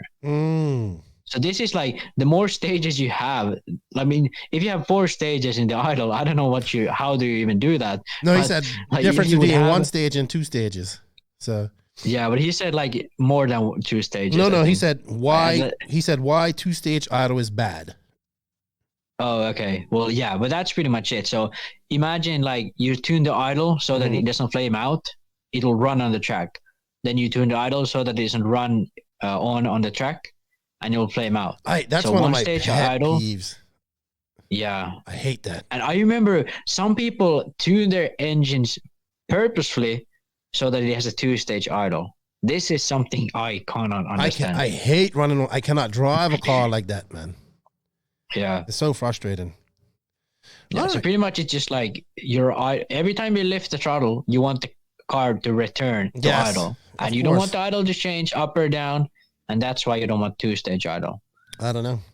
Josh Garbett of Scale Racing Sports. He's doing the Blue Ridge Nationals and the Summer Sizzler and I don't know the name of the other race, but it's going to be at Clemson here in the East Coast. Lefty, thanks for the mention and the event plug. Of course, I'll do that. And an attempt to, this is the guy who asked about pills the last time he was on her. Last time we had you on her. And he goes, an attempt to answer my question on pills and anti-squat geometry. I did go and view Max's video, and it was extremely helpful and answered all my questions. Thank you, Max. You got a really good. I thought it was gonna be like, I didn't get the answer. It sucked. you got a good compliment this week too. One guy called you the most mature 20-year-old he's ever met. I said you haven't hung around him for a little bit. Yeah, the thing is, like, I'm sort of the type of person, so I sort of adjust to the atmosphere. So if you're around me, like fooling around, I'll be like the most like. I'd be fooling around more than you. But if you're like proper and like you have your legs crossed and whatever, like 5 person, I can like. So I sort of, I don't know, I don't do this purposely, but I do it like as just instinct. I sort of like act around what the vibe of the room is. Oh, I noticed. So that differs. So you like to get under my skin when we're around each other.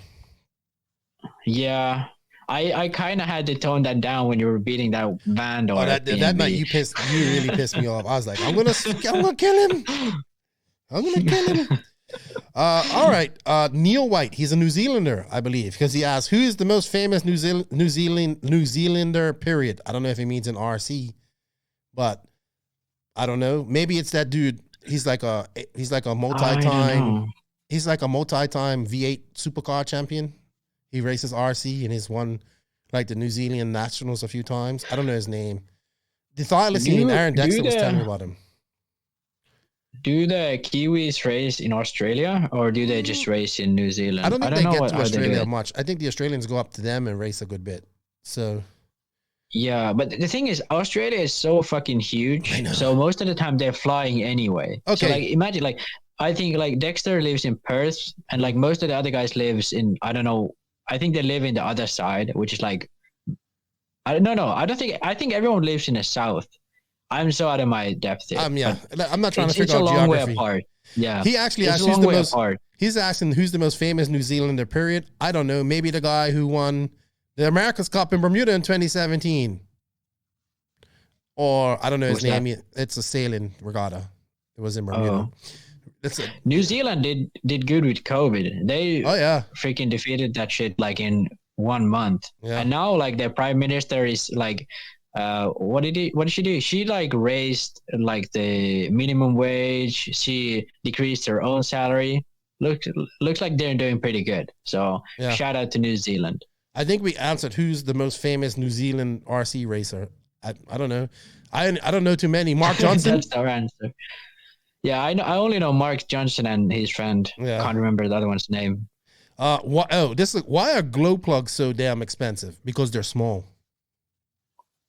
It's not that expensive. It's $10. You know how much a regular spark plug costs? But then again, there's billions of them. And yeah, like doing a regular spark plug, it's just like a piece of metal on another piece of metal. Like RC spark plugs are like super tiny. Exactly. And it's like very fine. So yeah. And the thing is, like, those real car spark plugs, they make like hundreds of millions of them a year, probably. Exactly. And you know what? Mike Hill said once, he goes, the smaller you go, the more expensive it gets. So yeah, obviously. All right. With the machine too. All right. So we getting onto some IG questions here. And he goes, I have a question. It says TMelt17. I have a question for the podcast. At what point can a racer that's past his prime drop down a class without being called a sandbagger? For example, someone that moved up through the ranks but never made pro on a national level, but now has trouble making the B or C main at large events in the intermediate. Can they drop to sportsman without being a sandbagger? I don't know. I put it this way. If you win sportsman twice in a row, you move up to intermediate. No matter how long you're right, but this is opposite. He was like, they were running pro. Go 40 plus. You run. That's what 40 plus. Yeah, but like, that's that too. But like, let's say you run intermediate and then you see like, I kind of suck and I don't want to put the time or whatever. Mm-hmm. You move down to sportsman.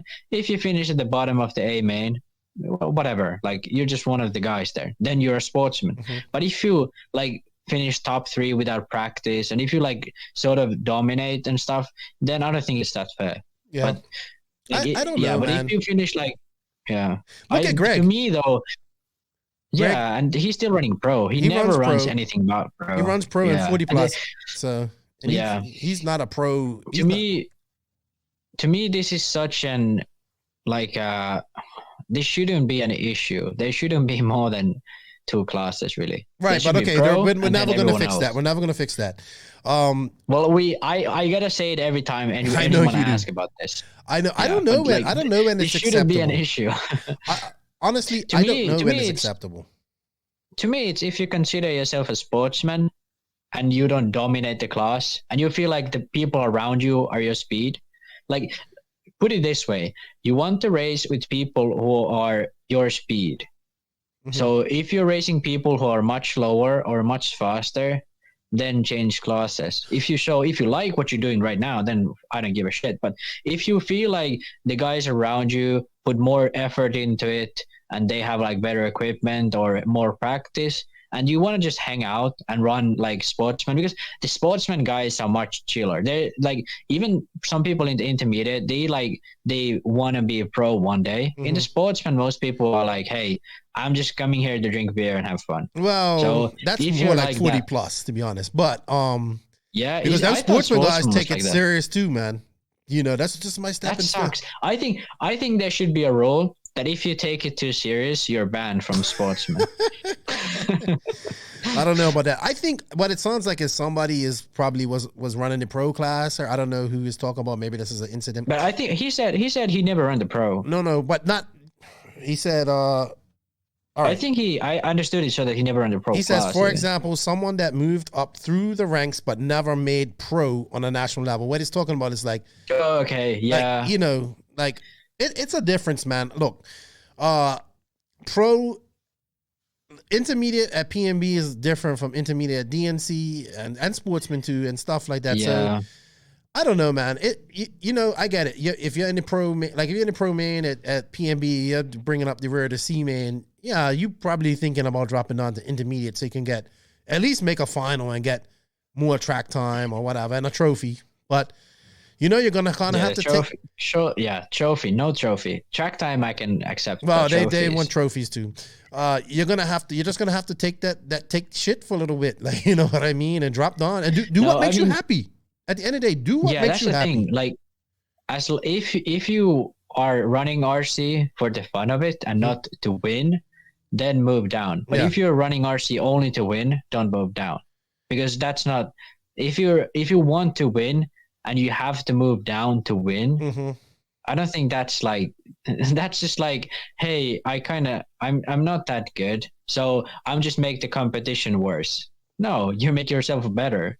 So if you want to have fun and race with people who are your level, and you feel like those guys are in sportsmen, then definitely do it. Like, to me, what I would do if you race more, you see guys, because most of these guys go to a lot of these races. So you see guys, hey, that guy is pretty same speed as me. And then you just run whatever class those guys run. So you just like match the people you race with often. And you get friends with them, even though you race them on the track, but you get friends with them, you get to know these people. And you like, I remember like Degani and Ciccarello had like an amazing battle in 40 plus. And that's what every class needs. Like, hey, those are those guys who always run sportsman or always runs intermediate. They're older guys, or they're just guys who want to do this for fun. They don't have any like, I want to be a pro goal. So there's like, pick those spots where you feel like you're best suited. But if you're like, I'm not winning enough, I need to win more and move down to sportsman, that's not the attitude those guys down there want to have, and those guys above you would like you to have. You know, just know you're gonna take some shit though. So if you don't care about that, drop down and do it. But just say, I want to have fun. If your attitude is right, people around you will recognize eventually. All right, great question, Jacob. People aren't that dumb in the end. Jacob Burrett, I think that's how you say it. He asked, hold on, I lost it. Hey, I was wondering if you could explain why you shave tires down or sand tires down for 10 scale clay racing. I was explaining this to a buddy of mine, and he's convinced that this would hurt the car's performance instead of helping it. Well, you shave it down because it's like the best way to have a tire between a slick and ghost threads, you know, pretty much. Yeah, so one reason, if you shave it down completely, there's pretty much no reason to do that. But unless it's like a high grip track and you would run slicks anyway, apart from the fact that if you shave down threaded tire down to slicks, it will be lighter than a proper slicks. That's like the only reason to shave it down completely slicks. But if you meaning like scrubbing it in, most of the reason is a lot of these tires are very stiff out of the box. So let's say you have a super soft tire. For the first few laps, it's going to be a little bit stiffer. Like the pins are not going to be moving around as much, and the tire, like the contour of the tire, will be a bit stiffer. So I'd say the scrubbing is just to get away from that stiffness. If you scrub it in, I think he's talking about ghost tread. When you sand it down, tread? Yeah, or you just have that tread, but it's not a slick, but it's in between the slick. Like it's just where you can see that tread. Sorry. Well, then that then is pretty much just like the track is a bit dusty, but the line is clean. So you will have more grip with a tire that has more surface area.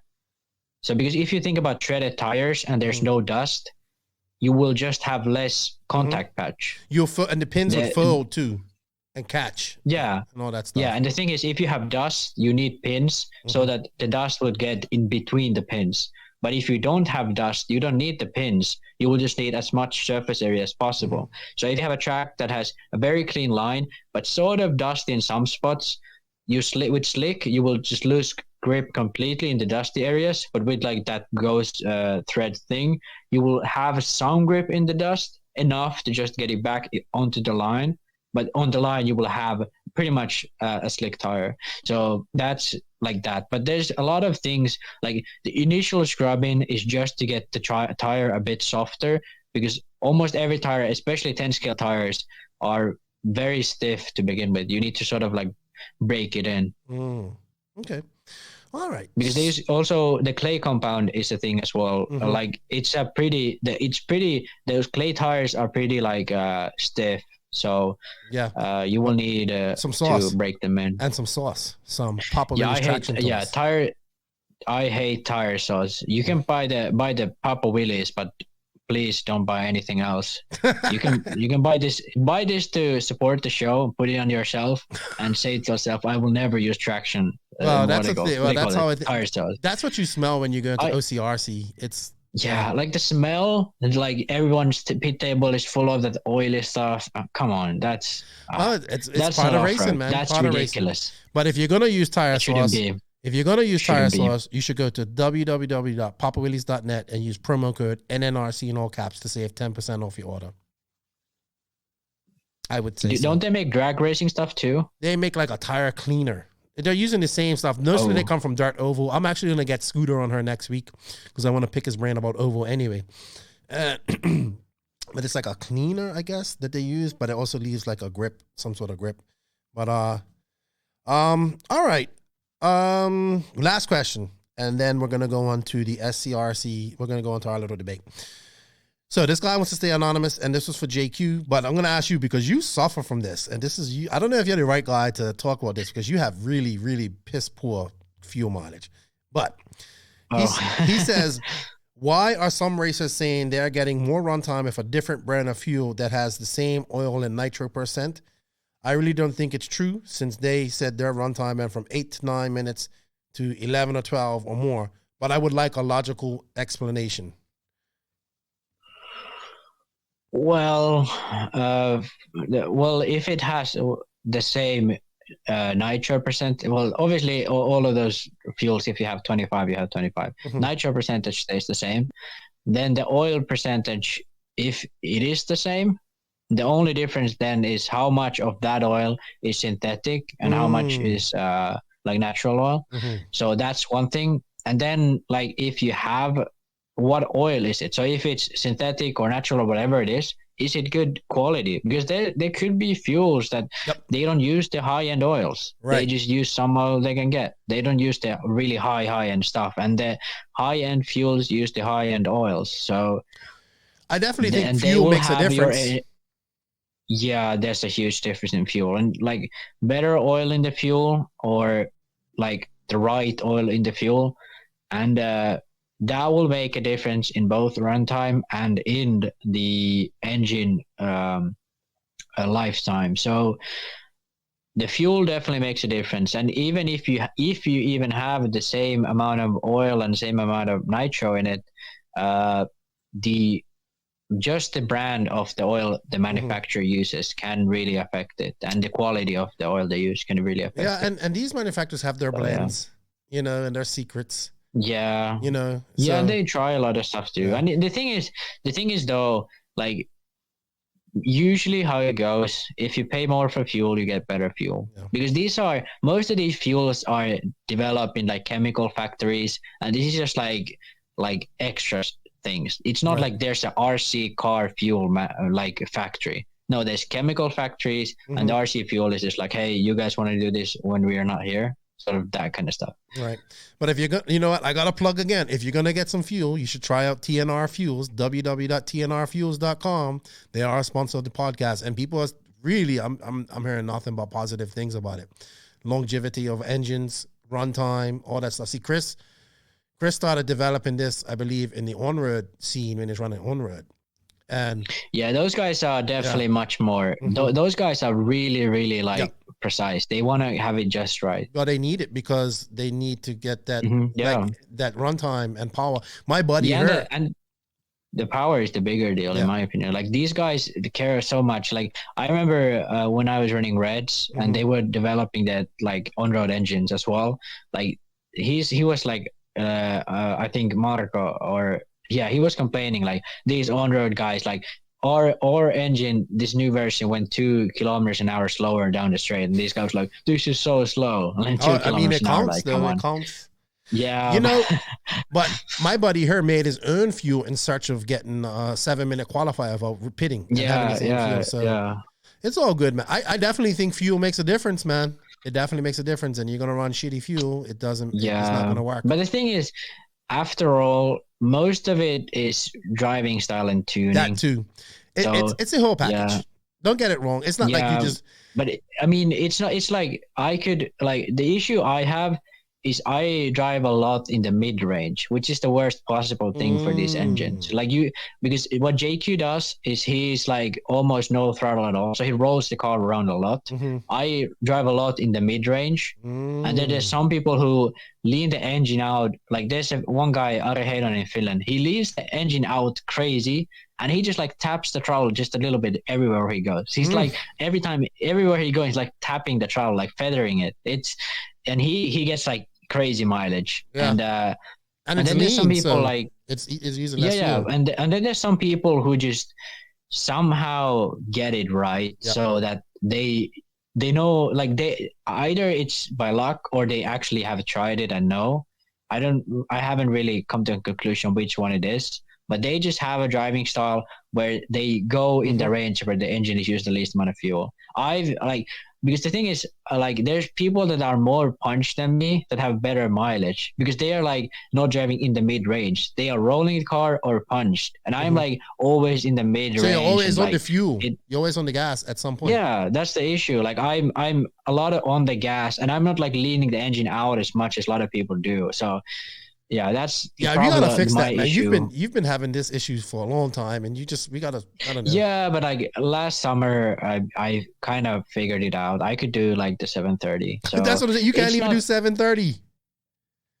Yeah, but like a lot of people can't in Finland. The tracks are pretty fast there. So but yeah, I mean it's not that huge of a deal. The biggest issue at RCGP was that I had like. My dad wasn't there, so even though like the mechanics I had were like good, but like with my dad it's so easy. Like he knows how I need the engine, so I don't have to say, hey, I feel this. So he just knows like, okay, we're gonna do that. So yeah, it like the mechanic communication, and well, in America it worked pretty well because me and Michael were pitting before. So we kind of knew each other already. Well, I gotta bring up Drake because he seems to be the master of getting long run times and the Testmans when they were on an OS. So let's see how it works with FX.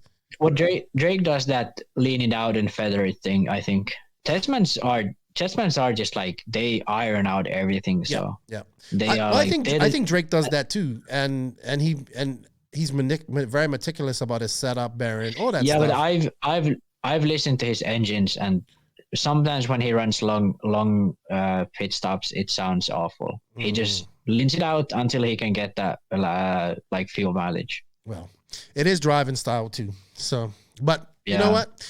That's all the questions we have for this week, Max. We've been going for 2 hours here. We thank you to everybody that sent in questions. We greatly appreciate it. We're posting this up next week. It's time for us. Oh, and thank you to Beach RC. Remember, people, go show them some love. Show us the podcast some love. Use the affiliate link. It helps us out. Go see Lucas at PNB this week. Get yourself buy some stuff from Beach RC. Get yourself some NNRC stickers and tag us in that post. Max, you know what time it is? The debate. It's time to go on to the Sun City RC Raceway down and quiet debate that we're going to have. Sun City RC Raceway, the home of El Paso's world-famous motocross-inspired 8-scale off-road track. The Showers family has over 20 years' experience creating one of the premier tracks in the USA. Their world-class facility has everything: handicap accessibility, covered beds, gate starts, space for parking RVs, trailers, and lights for night racing. Follow SCRC on Facebook under Sun City RC Raceway for updates, upcoming races, or host your own race. Thank you to SCRC and the Showers family, Joey, Christian, and Corbin, for their support of the podcast. They have been longtime supporters. We've been to their track. I've had a blast. If you're in the El Paso area, go check them out. One of the best facilities in Texas. Show them some love. And thank you for the support, guys. I greatly appreciate it. So this week on the Sun City SCRC Dawn and Quiet. Okay, I want to start this out a little different. You changed your hat. Yeah, I did. I put on my Sun City RC hat. So, yeah, wardrobe change, man. Wardrobe change during the break. Wow, this is a professional show. Somewhat professional. So, all right. So I've been thinking for a while. I want to tell you what I've been thinking before we get into our debate. We're also not going to try to make this too long because I can see you're getting tired. It's late there in Finland. Yeah. So Wally made a post this week, and we're going to talk about that because it's got people talking. He seems to get people talking a lot lately. That's good.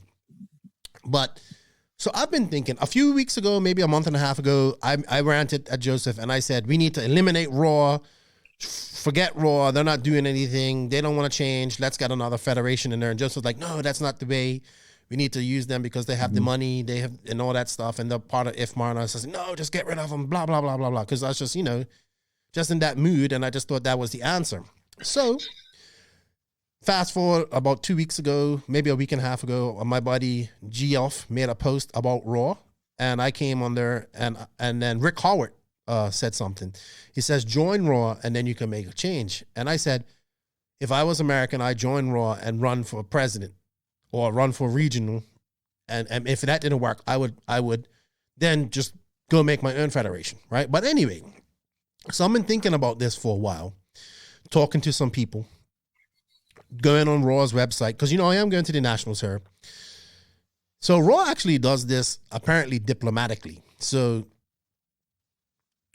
you can vote to your individual regions who you want to represent. That's democratically. But it's diplomatic, like democratic, diplomatic. Diplomatic is like talking to your war enemy and trying to resolve peace. Sorry. I don't democratic. I don't democratic. do You politics. vote for the people you want in. Yeah. All right. So go on. So apparently you can vote, and I've seen people running for different regions and whatnot. So what I'm hearing is that, you know, the regions are split up into even and odd numbers. So in next year, it's going to be the even numbers. Now that's like the Carolinas, the California area. Like their website's not that good. It's not that good. So you should actually have the number of region numbers on the map instead of color key. So you have to click on it and all that stuff. So I went looking. Their website is awful. So I went looking through this. I don't know how up to date their website is, and I just wanted to see who was in what regions and whatnot. I did recognize one guy. His name Joe DiDiangelo. He's an offer guy. He's down in like Mitch, Louisiana, Mississippi, that area, I believe. And he's an offer guy. He recently got in there, and then I started looking. Some regions don't have reps. And then most of these regions are run by on-road guys, it looks like. I believe even the president of IFMAR is an on-road guy from America, Jeff Parker. So I'm saying to myself, how does the biggest class and bringing in the most money in RC racing, which is off-road, when I say off-road, I mean 10 scale, 8 scale, electric nitro, truggy, all these classes. I'd argue 8-scale off-road brings the most money. All right, but we're not getting into that. We're just going to talk about off-road right now. Right? Off-road is obviously the biggest class in RC racing. It is. It's no, especially in America. Yeah, In Europe, it's debatable. I don't think so. In America, it's not as big as. It's not as on-road. Well, okay. Let's say Asia is debatable. In Europe, like ETS were huge, but okay, we're huge. That's we're besides huge. the point. We're huge. On-road's been kind of dying. Big.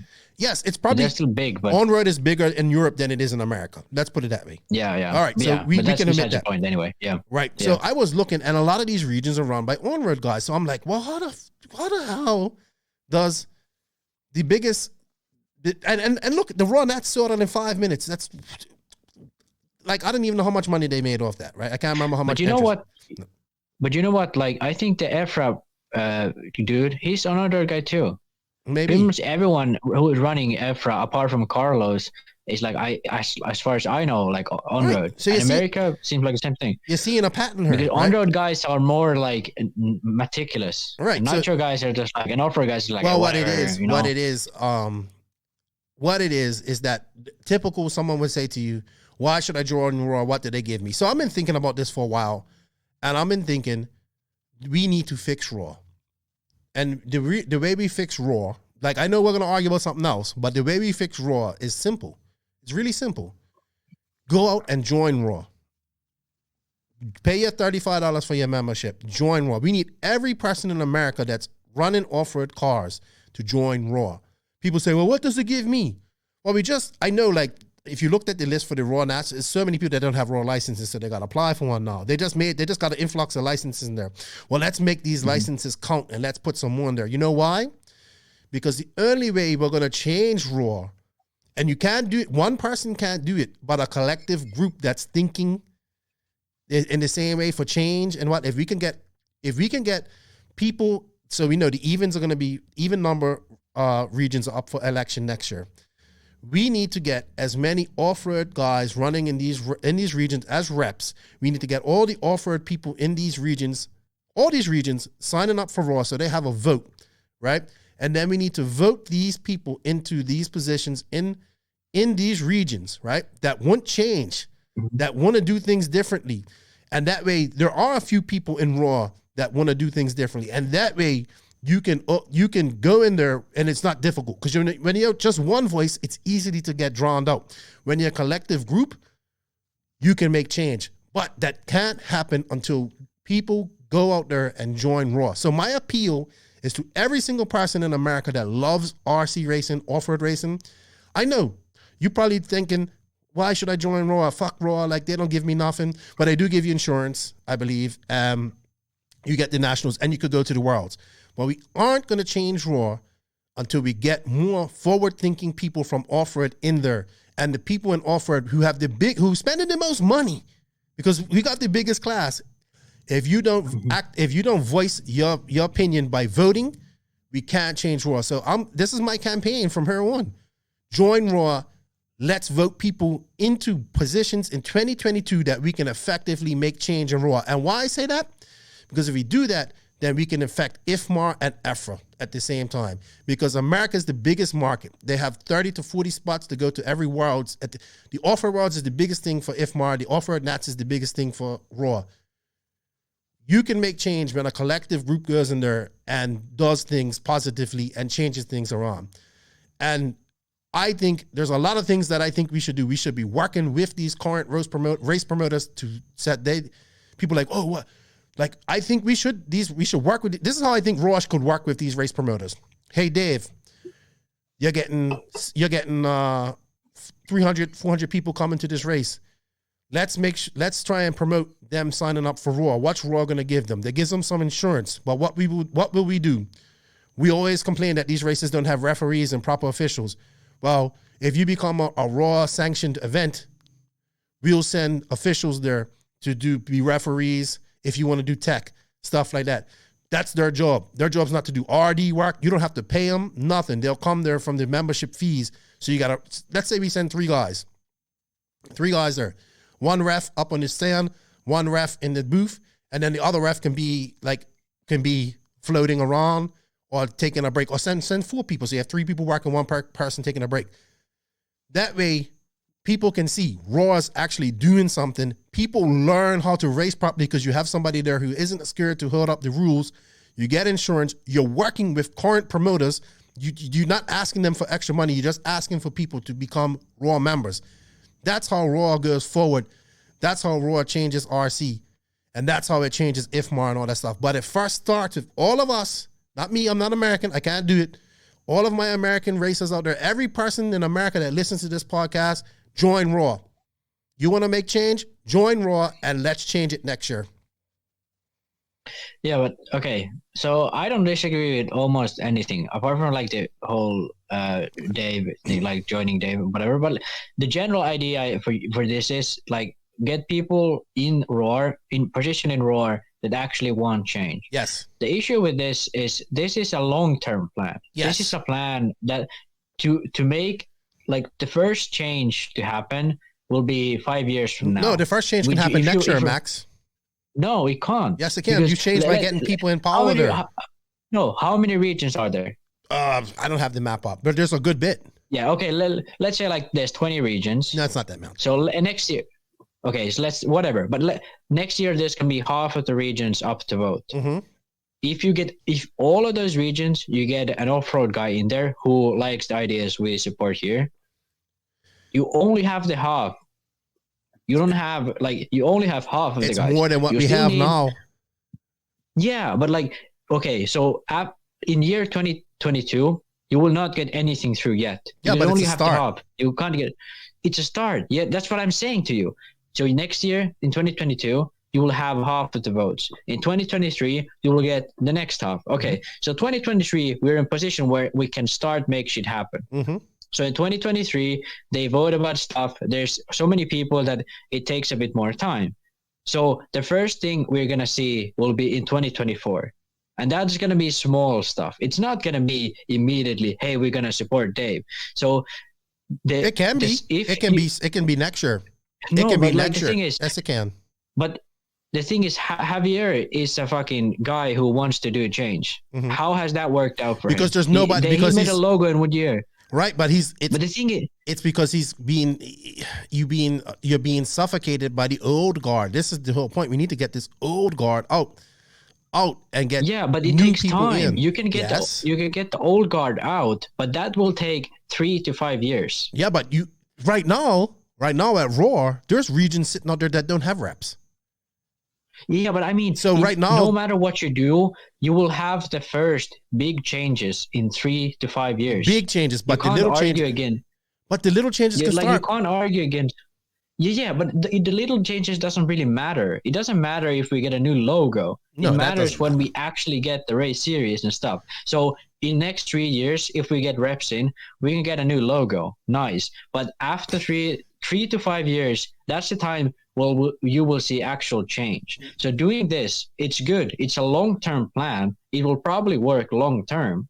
But if we want to change RC like in the next 3 years, this is not the way to do it. This is a way to do it long-term. I believe we need governing bodies. I believe that's why I enjoy European racing, because they have structure.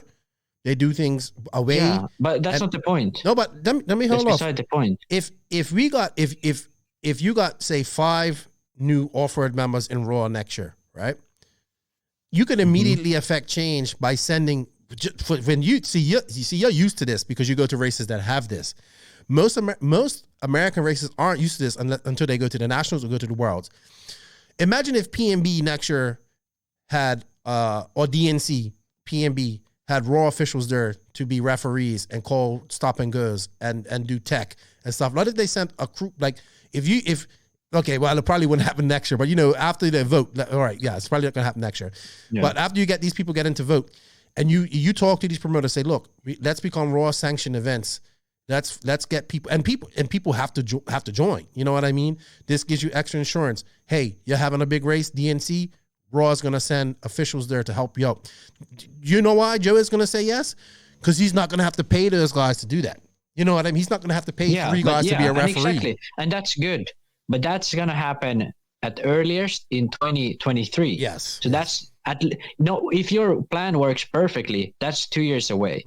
And that's only that's baby steps. And then when you want to have a professional series or something what RCGP is with ROAR involved, that's at least 3 to 5 years from now. If your plan works perfectly, down to a T, that's 3 to 5 years ago. So I don't disagree with your plan per se, but that's a long-term plan. That's not a plan that we bring fresh ideas to the forefront. That's the plan. We make sure these ideas get there at some point. Okay. So my issue with the whole post was people sort of have this idea that EFRA is responsible for changing RC or ROAR is responsible for changing RC. No, these guys have had their chance and they fucking blew it. They blew it for the past 20, maybe 40 years. I mean, the start of RC, they have never did anything differently. RC. They started RC, but after that, what have they done really? They haven't promoted it. Heritage, they have done heritage. Nice. Cool story, bro. So the thing is, my whole point is, if you want to have heritage, you can only have that with a federation. And that's why we need it. That's why JQ argued against you, get rid of ROAR argument, because you can't get rid of them because they have power. They have their value. So we need to have that in there. We can't be okay, let's go away from them. We have to be, okay, these guys are here to stay, but we need to sort of change our mindset. We're hey, ROAR needs to change RC. No, if you think about it, would you trust the United States government to change United States? No, you trust the people who think differently, who have ideas that could change your sport to better, and then those are the forces driving it forwards. And then the federation is okay, we can work around this, we can have this there. So the federations are doing their job. they're having rules. They have guys that are very stable. They don't have anything crazy going on. Like, let's say, like, you imagine, like, Joey hosted or Dave hosted the ROAR Nationals. Mm-hmm. The rules would change every year. Mm-hmm. That's why you need ROAR. But if you want to promote a race, if you want to have a great experience, you need something like RCGP. I agree with that point. Yeah. So you need the promotion and the federation needs to be separated. AMA is not promoting Supercross. But they provide FIA officials. Yeah, they but that's the thing. Rules they don't. Stuff. Yeah, and that's my whole point. Okay. So we need those guys there to do those rules and stuff. And we don't need to change ROAR to do that. ROAR can be exactly the same. We just need to make promotion and then say, hey, ROAR, show up here. Like, hey guys, you want to come here? This is a big race. You know, that's what you do. You don't do shit like, hey, ROAR, please can you change this? Hey, Efra, please can you change this? I know you tried this for the past 10 years and you really, really tried hard. And last year you came out with a new logo. Nice. You did you did a good job. You tied your shoelaces. You're a big boy now. No, you say, okay, guys, you do your shit good. You do the rules. You do the officials. You do all that shit. We do the promotion. We know how to do it. RCGP is a promotion company, like Feld is for Supercross, yes. or like and F1 has their own promoter, Liberty or something, Liberty Media or something. Right. And they have their promoter. They make they pay the companies to make the TV production.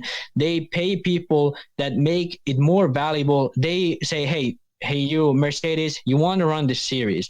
FIA doesn't talk to Mercedes, hey, you want to run series. It's Liberty Media. They say, hey, you guys, I want you guys in. You want this, we want you in. You guys want to be in because you get more money, because you win, you get sponsors, whatever. Like, FIA goes there, says, hey, this is the rules. You follow these rules, we're good. And the promoter does everything else. Yeah, I'm cool with that. I'm fine with that. Yeah, but the thing is, but that your plan is never gonna work with, like, that's like, you're never gonna get change inside the federation. Like, imagine trying to get change with a 50 people crowd trying to vote change. You're never gonna get anything like revolutionary new. You need a force that is different, that is strong, that is something like RCGP or hopefully what Joey is doing next year. And then you say to ROAR, hey, we want stability. Yeah, we want stability. We want you in this. RCGP did this. I know this for a fact. They tried to get called EFRA. Yep. They called IFMAR. Both said, no, we don't want to do anything new. Exactly. If someone gives them shit for free, they don't want to accept it. How do you imagine they will ever try to do that themselves? Well, this is my whole point.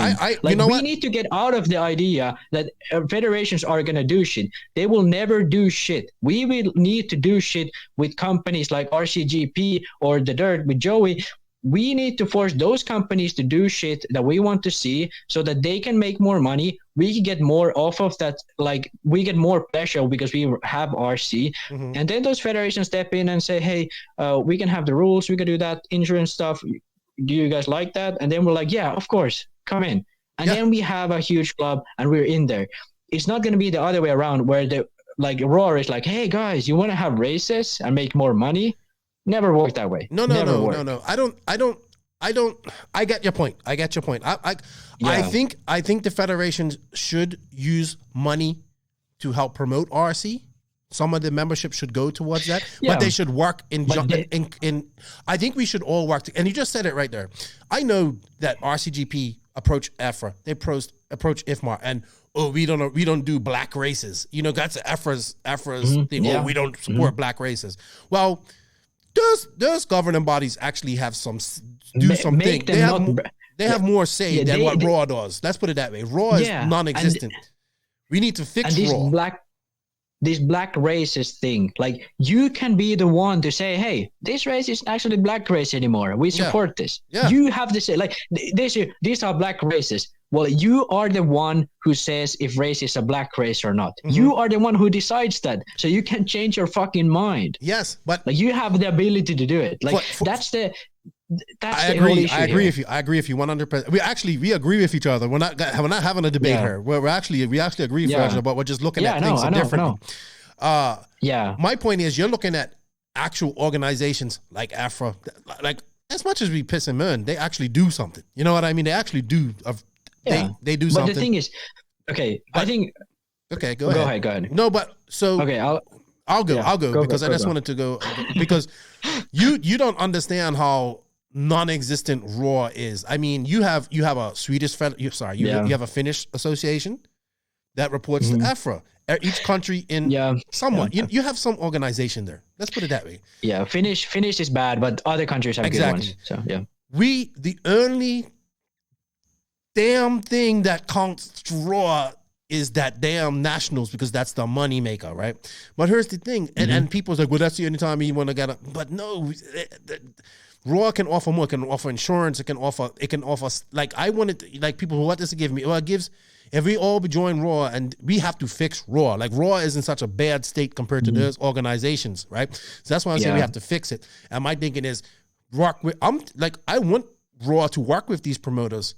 And these promoters encourage people to become members. And when they don't need to pay, ROAR sends these people to help them out, you know? And then ROAR could take some of this money and help out tracks that maybe, this track needs wheelchair access. Let's help them out. Like this dude, he had a GoFundMe. He was at a track, tire marshalling, I don't know, in Georgia somewhere, hitting his mouth, knocked all his teeth out, right? Oh yeah, so right. So this guy's trying to get a GoFund for this. Well, ROAR, if that place had ROAR insurance and everybody there had a ROAR membership, ROAR could help get that guy's teeth fixed. Look at this kid that we did the fundraiser for her the other day, Yannick.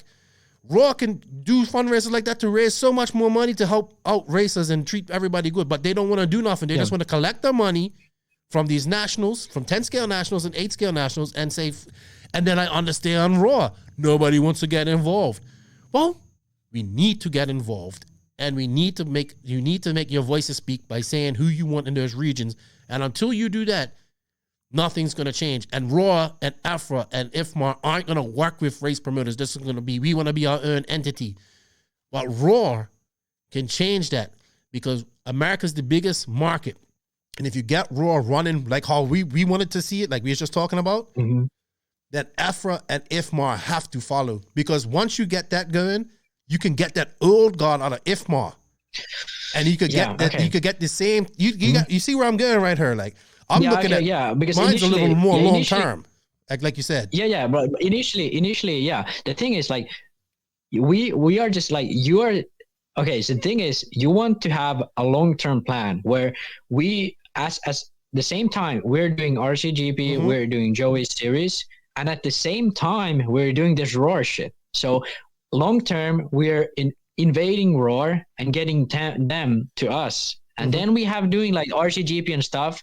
And eventually, when the RCGP starts to roll around, where Joey's series starts to roll around, then we'll already have control of ROAR. And then we can like get this shit all together, wrap it up, and say, guys, look at this shit. Exactly. And then IFMAR and EFRA have to react. Okay, so because initially I thought and if like they don't, this was and like if they don't want to act, that's when you flex your power. Oh, you don't want to change? Well, we got 40 people that go to the Worlds. We're not sending anybody to the Worlds this year. We're boycotting the Worlds. In fact, we're going to send. Yeah, you can do your own Worlds. Yeah, we're going to do our own Worlds, and we're going to join this group and do this. That's what can happen. If everybody gets out of, you don't even have to get out of your seat anymore. You can go become a member right there. If all the offer people became members, we can start change like this. See, I'm not. Yeah. See, I'm thinking more. The thing is, like, the disagreement I initially had with you was like the ROAR thing is not what's driving the change. The ROAR thing is what's like enabling the change long term. So the change is happening from RCGP and Joey.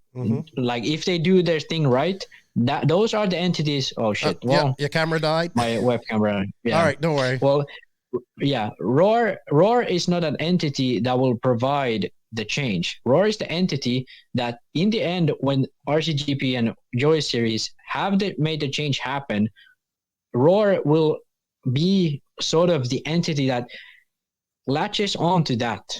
So they will never be the initiator. And that's like the whole thing. But long term, we still need them. So that's why your plan is actually good for long term. But that's not the plan to change it. That's the plan to make the change stick. I would agree, man. I think so. Because your camera died, I'm just gonna go. Yeah, that's cool. That's cool. This is what we need to do, man. But it has to start with us, the racers. It has to start with the people. The people have to stop saying, "What does ROAR do for me?" Well, the one important thing it does, it gives you a voice. So use that voice by voting who you want to represent you in your region. If there's nobody in your region representing, maybe you should put your name in the hat to do it. Do you think you want to do this? We want people that want to collectively change things as a group. We may not agree on everything that happens, but we can agree that we want to change RC. That in America, that has to start with ROAR and getting more involved with promoters, local races. It's a lot of things that can be done instead of just sitting on that. And you know what? Pay somebody to do it. Like pay the guy who's in charge of ROAR and a secretary to be their job off membership fees. Encourage these racers out there encourage these races. Hey, let's make this a ROAR sanctioned event.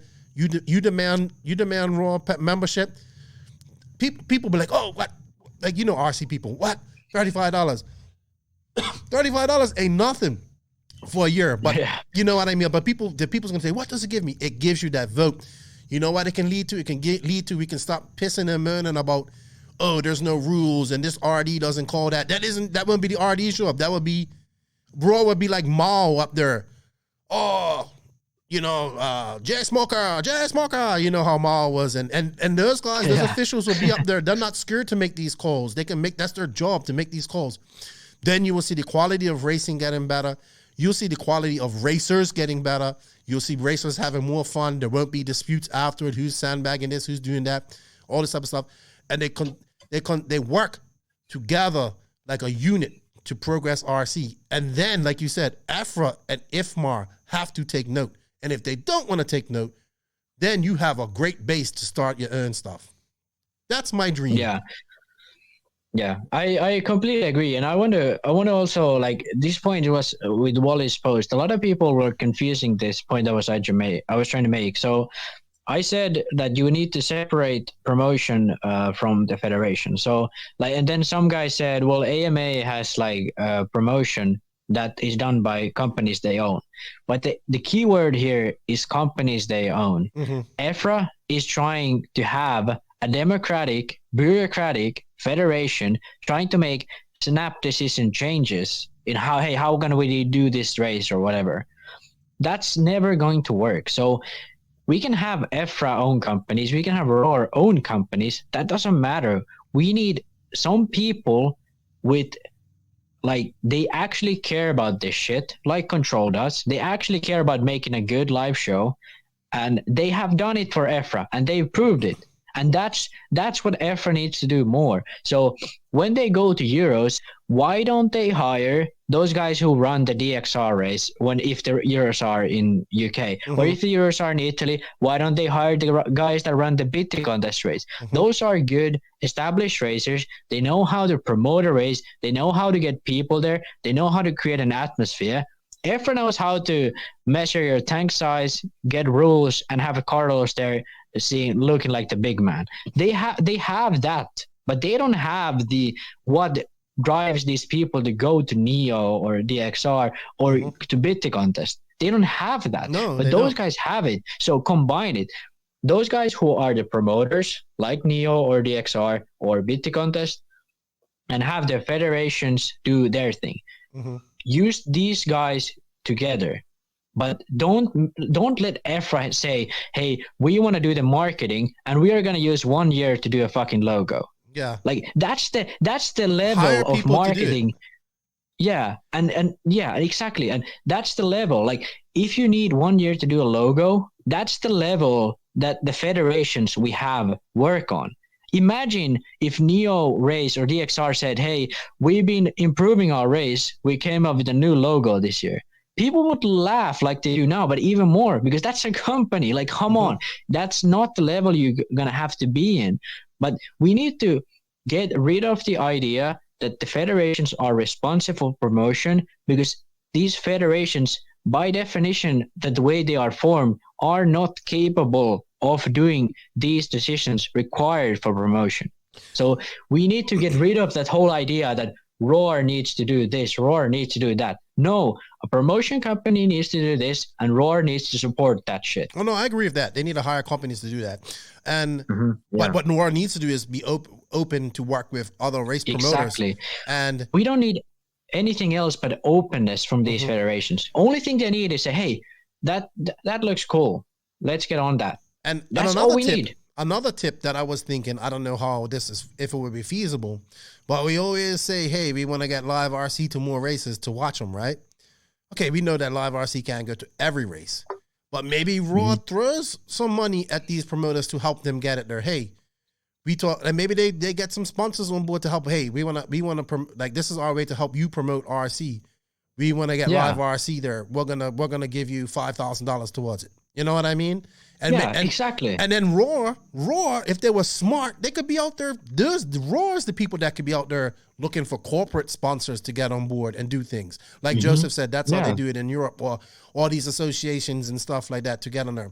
But ROAR needs to be focused. Hey, we're gonna take this money and we're gonna make all these tracks wheelchair friendly or something like that. Or like, it's so much that can be done. Yeah. It's so much that can be done. But the first step in this journey is for all the off-road people to see this, go to roar.com or whatever their website is, pay your $35, and let's start this next year with the even region votes. We're going to have more information on there because, man, this is a good platform. I think we need to get a good group of people together to do this. And if we can do that, we can affect change and we can, if these people get, like you say 2023, I think it could start whenever these people get in power and just say, hey, we gotta, say you get 5 more people in there that want to do this versus ROAR's 5, then or whatever. I don't know how many regions, whatever. I got to look at the regions. I meant to do it today. But this can effectively start change. Like I'm telling you, like a month later, I was like, forget ROAR, get rid of them. They're no good. And IFMAR too, like I was just on that whole tip. But when Rick Howard said, join ROAR on that post, that's when things started to click. And I started talking to some other guys, and I'm talking to this guy. And I know guys that are planning to run for ROAR in their regions. And I was telling them, you got a good idea, but you alone can't make change. You can go in there and shake up things, but they're gonna suffocate you, and they're gonna stunt your change. But you need buddies. You and 5 other guys can. So what we need to do is get you. We need to get you and these 5 other guys in these regions all on the same. Like make it like a damn. Like I hate to say this, but like a whole different political party. Like. But the thing is, this is politics. Yes, this it is politics. Like what Tea Party did for Republicans and what the Justice Democrats tried to do for the Democrats in America. This is exactly what the shit we need to do, because this is the same shit. Yes, it's no different. It's a smaller scale. So, and look, if you go to the map, go see where your region is. See if it's an even number. Even if it isn't an even number, join it. There's regions out there that I look for the rep. It's just our email from ROAR. There's no reps. That's easy vote. That's one vote that we can get changed. That's one vote we already got in the pocket. Hey man, we can change it. The people can change it. Stop complaining, saying what ROAR does for me. Go out there, join ROAR, and let's change. Let's change. This is the beginning of change. Trust me. So if you listen to this, okay, go ahead. Sorry. Yeah. But after all, like I completely support this, and I have nothing. This is long term. This is the most. If you want stable, like good. Functioning RC, like promotion in American RC, like the whole thing to work, you need this to happen. But even if this never happened, let's say like ROAR somehow blocks this, like let's just say ROAR becomes a dictatorship, says okay, this shit is not gonna happen. Even then we can still make it happen if we just like, if we make like Davis almost on board with the shit we're saying. He's getting there and he's doing good shit. Like Davis almost in there. Joey's doing his own series. These guys understand what will need to be done, and they're working towards that. And we need to stop being like only ROAR or only EFRA or only IFMAR are the guys who can run this shit. No, RCGP showed people someone else can run it, and you just need to believe in it. And the most disgusting thing about this whole situation is when RCGP did the change, when RCGP actually went actually outside the box for the first time in a long time, everyone was like, oh, I don't know if this is going to work out. Oh, these guys are idiots or whatever. Like, come on. Like, no matter if you don't like JQ or maybe if you don't like the idea of RCGP, these guys are doing something outside of the box. And we need to, as RC, like, collective, we need to understand that these federations are not the ones we get behind. These federations are not going to rile us up and make RC great. These federations are what's going to calm us down and make RC stay somewhat like it is right now. These guys are the calmers. These guys are like, hey, we just do it like this, we're doing. And then they follow what everyone else is doing. They will always be behind the times when companies can be in front of the time. I agree. And that's what we need to understand. But and that's what, like, everyone needs to get behind this. Right, but we need to get people in there that want to go forward and get this old guard out, man. Get the like people like. But the thing is, even if we get the old guard out, we need to still like keep our brains in the thing. Like, ROAR will never be a forward thinking. They will never be forward thinking. They will be, at best, they will be on par with whatever the companies and promoters are doing. At best, even if we get all the old guard out, the way federations work is they provide stability and rules and regulations. They don't make the new shit happen, but at best they can allow for the new shit to happen. At worst, they allow nothing to change. And that's where we are at right now. We will need to move towards where they allow the change to happen, but it's impossible to have these guys be the driving force forward. So let's not get our hopes up that this is going to change shit. Let's get our hopes up that this will allow for the change to actually happen for the first time. Yeah.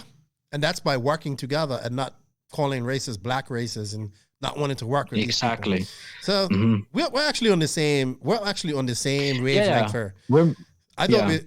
All right. I'm just taking like sort of like another angle. I'm just taking like, for me, I don't really care if the federations say no, because for me, if we do my mentality on everything is, if I'm good enough, people will notice. Yep. If RCGP is good enough, people will notice. And to me, the federations are not that big of a deal. But if we can do what you're suggesting we can do with ROAR, we should do it. We shouldn't miss our opportunity. This is one opportunity we can take. I agree. And this is going to be my slogan, man. Everybody, it starts with you. It starts with you going to that computer, paying that $35 and joining ROAR so you can have a say next year.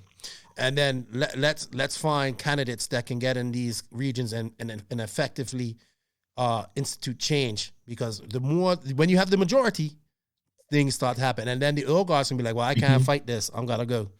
You know, I'm gotta fold. So, and then I get it. Like, when you got just one person there, they get tired. They want to have change and all this type of stuff. They're being pulled in two different directions. Well, I know what you're going through. Let's fix that. And that starts with us, you guys out there, the racers spending all this money. That starts with you guys. So go join ROAR and let's, hey, if it doesn't work, you lost $35.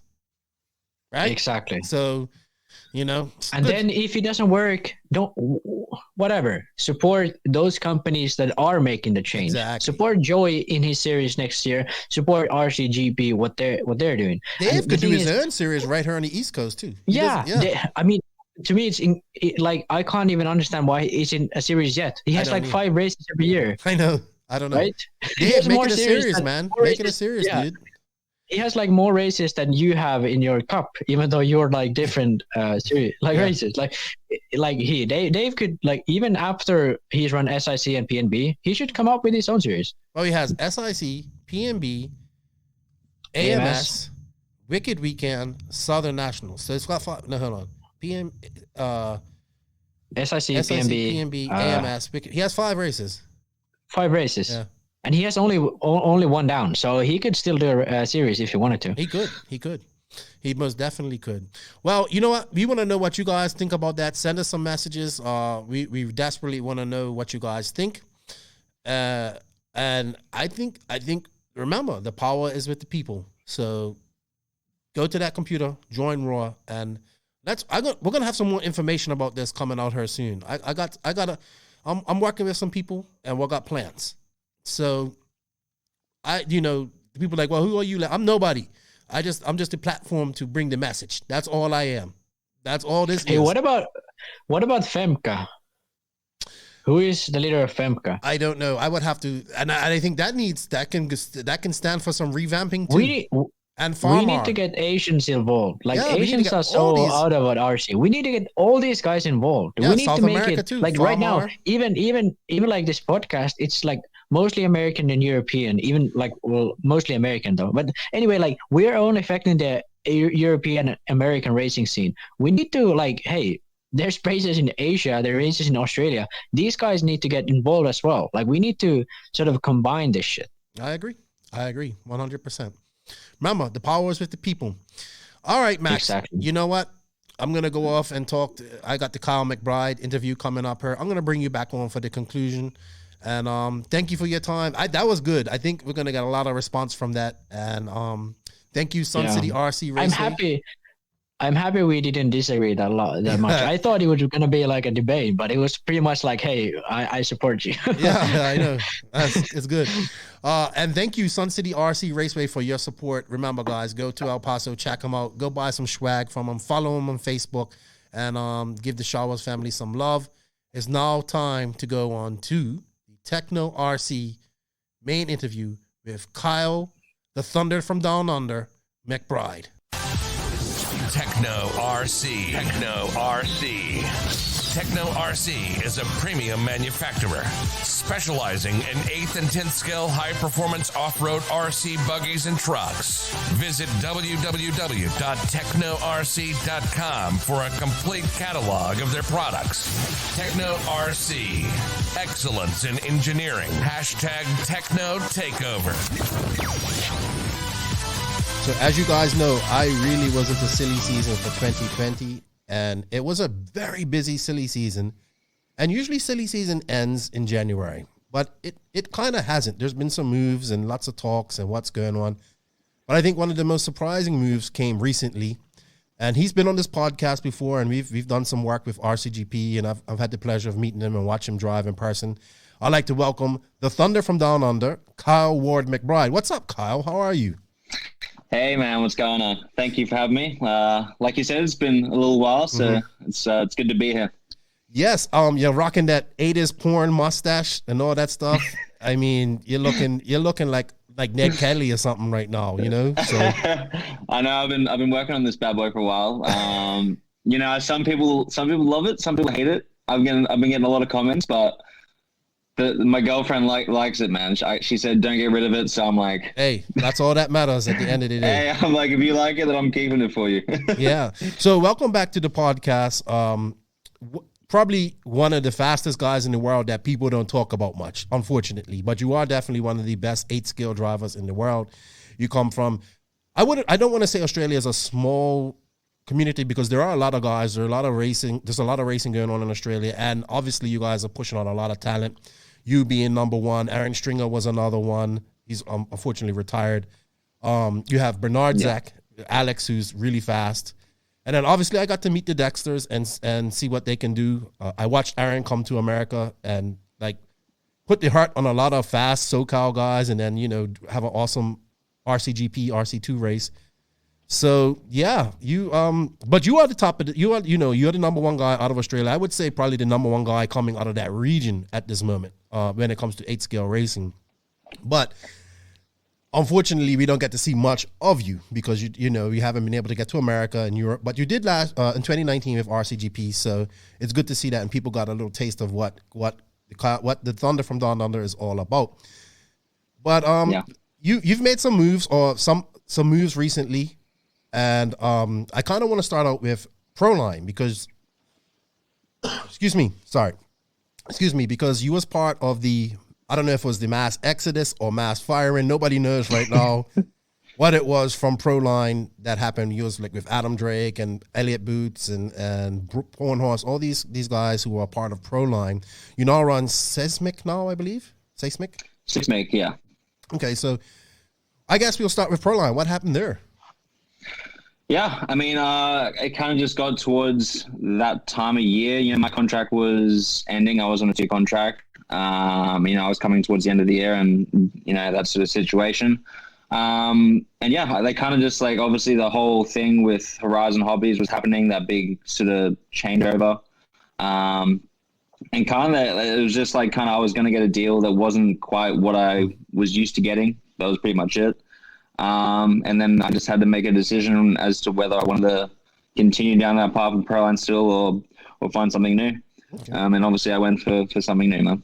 Yeah, Seismic, they may not be well known in America, but they're real popular in Europe, and I guess they're popular in Asia as well. Yeah, I mean, like honestly, like I didn't really know a whole lot about Seismic. I kind of started seeing Seismic once Canas started using them, and he was going really well with them. So I saw that. I saw that, you know, the tires obviously have a lot of potential. If he's going really well, he's winning some races. And yeah, I mean, I didn't see a huge following in America with them, nor really Australia. Like I knew of some guys using the tires, but not a whole lot. But yeah, I reached out to Sebastian Leonard from Seismic, and just wanted to get some tires and tried them, and did a whole lot of testing with them, and loved the product, man, and kind of just went on from that. Sweet. I mean, Canas has been really flying with them. I know, like, I believe it's at the Montpellier race that they have in France every year, but they didn't have it this year, obviously. Yeah. I think that's the tire to be on as well, one of the fast tires there. Yeah, I heard like a bunch of guys were running. It's the Magma tire, I'm pretty sure, which is like the kind of the most popular tire for Seismic. Yeah, a whole lot of guys are running that tire at that race. So yeah, for sure. I mean, I see a lot of guys like Lee Mann and a few other guys starting to run them now. So for sure, it's growing, and it's definitely growing here now for sure in Australia. How's testing with them? How are you finding them compared to the Proline? Has it been a big adjustment for you? Honestly, like I kind of picked them up and like was really like comfortable with the tires. Like as soon as I got them, like they're a bit different because he does his compounds and everything via temperature. It's kind of not just, you know, super soft. It does it via like temperature, track temperature, which is something I've never really heard of or seen of before. But we did like a whole lot of testing. You know, what you're supposed to do is actually like temp the track and, you know, see what sort of temperature it's at. And then that's where you choose your compound. We did a whole bunch of testing, and yeah, it's pretty spot on. Like you temp the track, you choose that sort of compound. And if you go like below or above, it's not quite right. But if you're in that right temperature, it seems to work. So yeah, that's good. Interesting. I did not know that. That's an interesting way. Yeah, it makes sense though. You know what I mean? Yeah, I mean, it does make sense. Like he's got like two different compounds, like a synthetic one as well, which is kind of like a little different. I think it's for like, you know, unique tracks. I don't really muck with that too much just yet, but yeah, like the temperature range, like the normal range of tires he's got is pretty awesome. Sweet. All right. Well, that's good because, you know, tires are tires what win races. So you need to be on a good tire. And they all say 90% of the car is your tire choice at the end of the day. Yeah. So it makes a big difference. And you know, like, let's be honest, like Proline is probably one of the top or not the top tire brands in the world. But I mean, there's a lot of smaller brands like Seismic, and I can't even say smaller. They've been around for a while. They're coming in force, and it's good to see. I mean, I'm kind of like this. Like the tire mafia needs a little bit of competition, like the chassis guys have been getting. Mix up. Yeah, so I think it's good. Like like a Seismic. I mean, there's a bunch of new little companies, like you said. I've been noticing it as well. Like the T Pro. Like I don't know. There's just like all these other ones that are popping up and starting to get like kind of popular. And yeah, it's good to see some of those companies going up against, you know, your JC, your AK and Proline. It's good to see. Yeah, for sure. Okay, so if people didn't know, Kyle used to be Kyosho at first. I remember. Yeah. And then you was Kyosho for a long time. Then you went to Associated, and then I say about a year and a half ago, or maybe just under 2 years, you switched to Infinity. Yeah. Correct.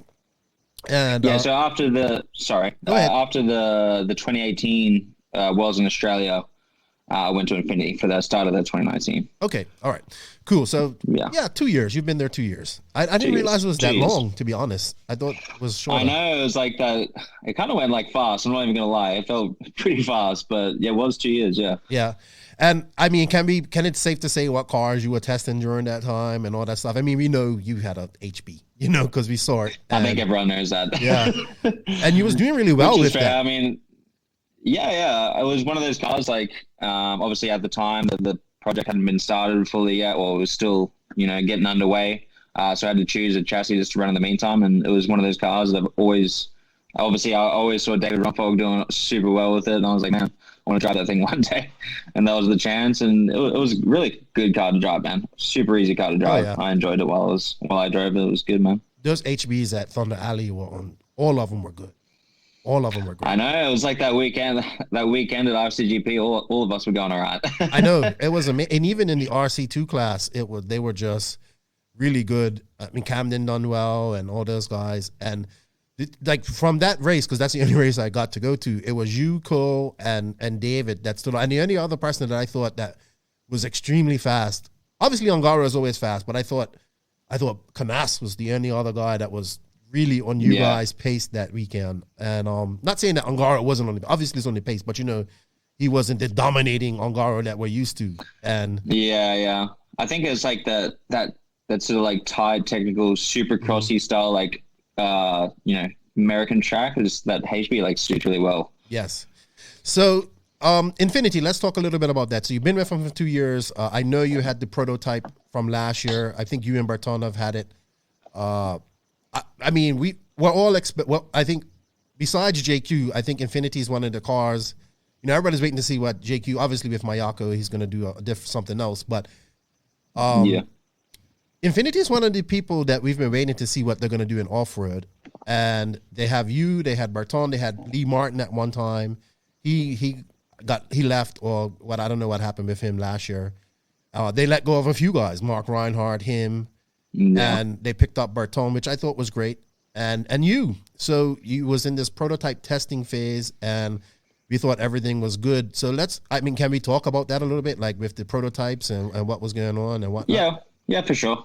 We can talk. I mean, like it was really good.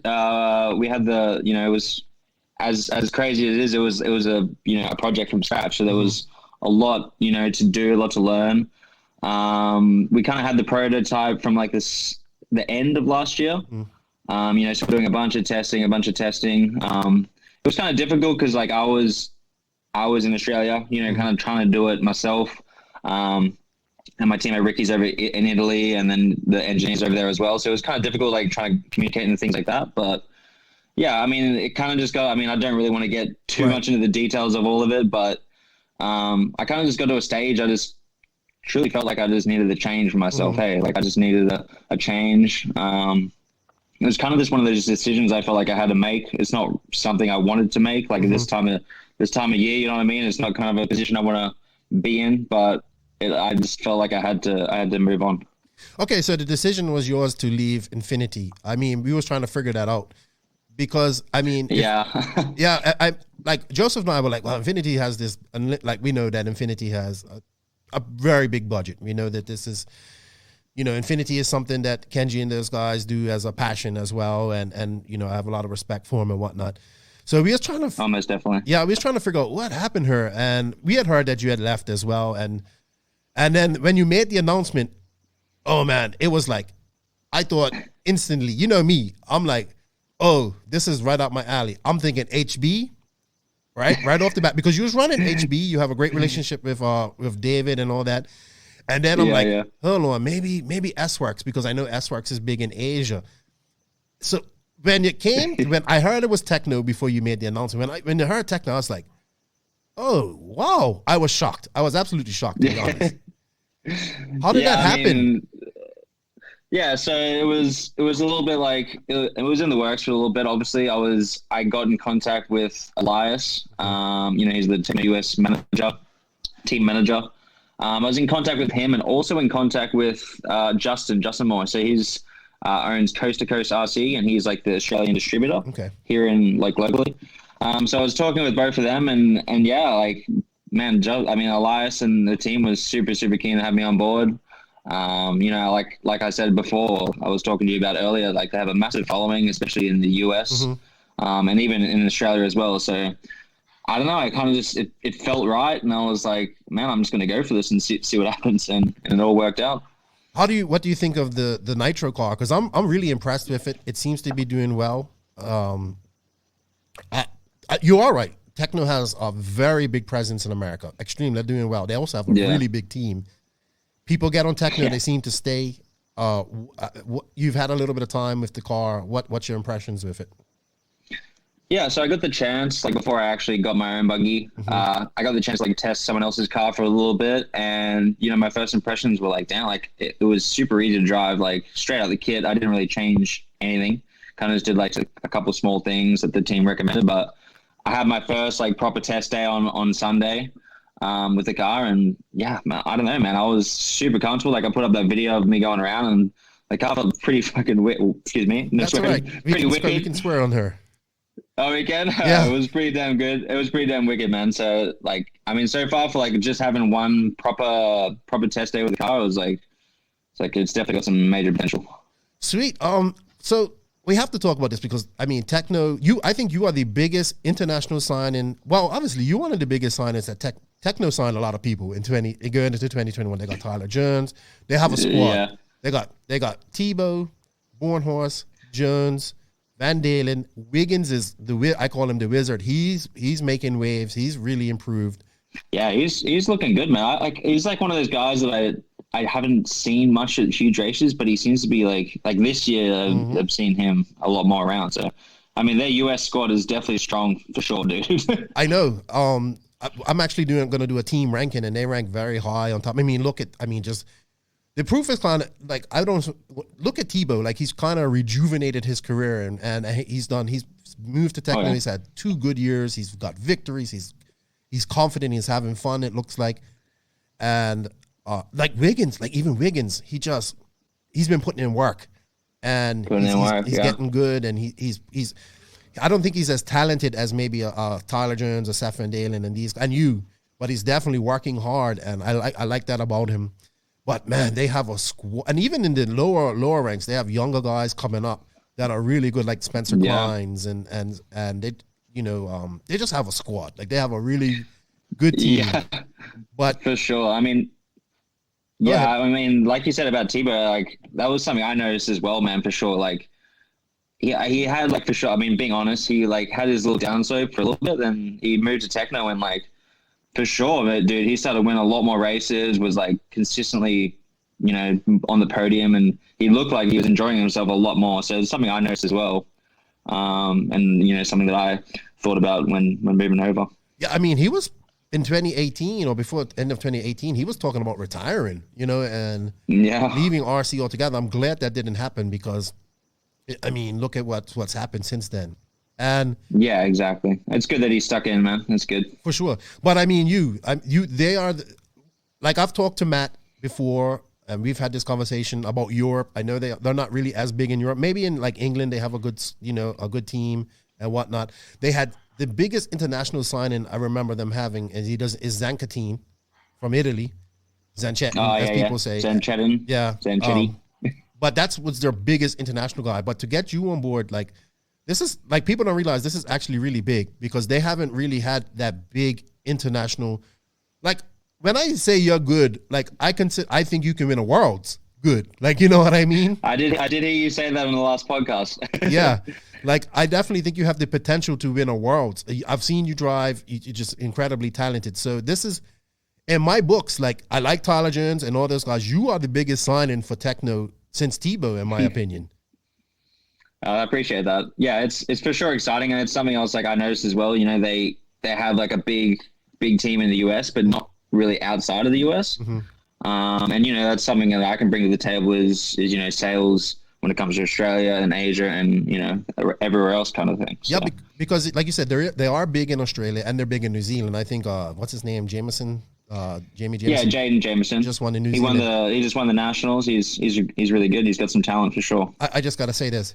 He's lucky the thylacine wasn't there. I'm only joking. I'm talking about Aaron Dexter because he won it the year before. That's right. He went over last year. Yeah. But that track was beautiful too, man. Where they held it this year. I know. They got some nice tracks over in NZ, dude. Like they really do. I haven't been over there in a while, but I think I need to get back over there. It's super nice country too. Yes. Now, one of my things for you has been travel. I want to see you racing more. You've been to Reedy races, you've been to Silver State, and stuff like that.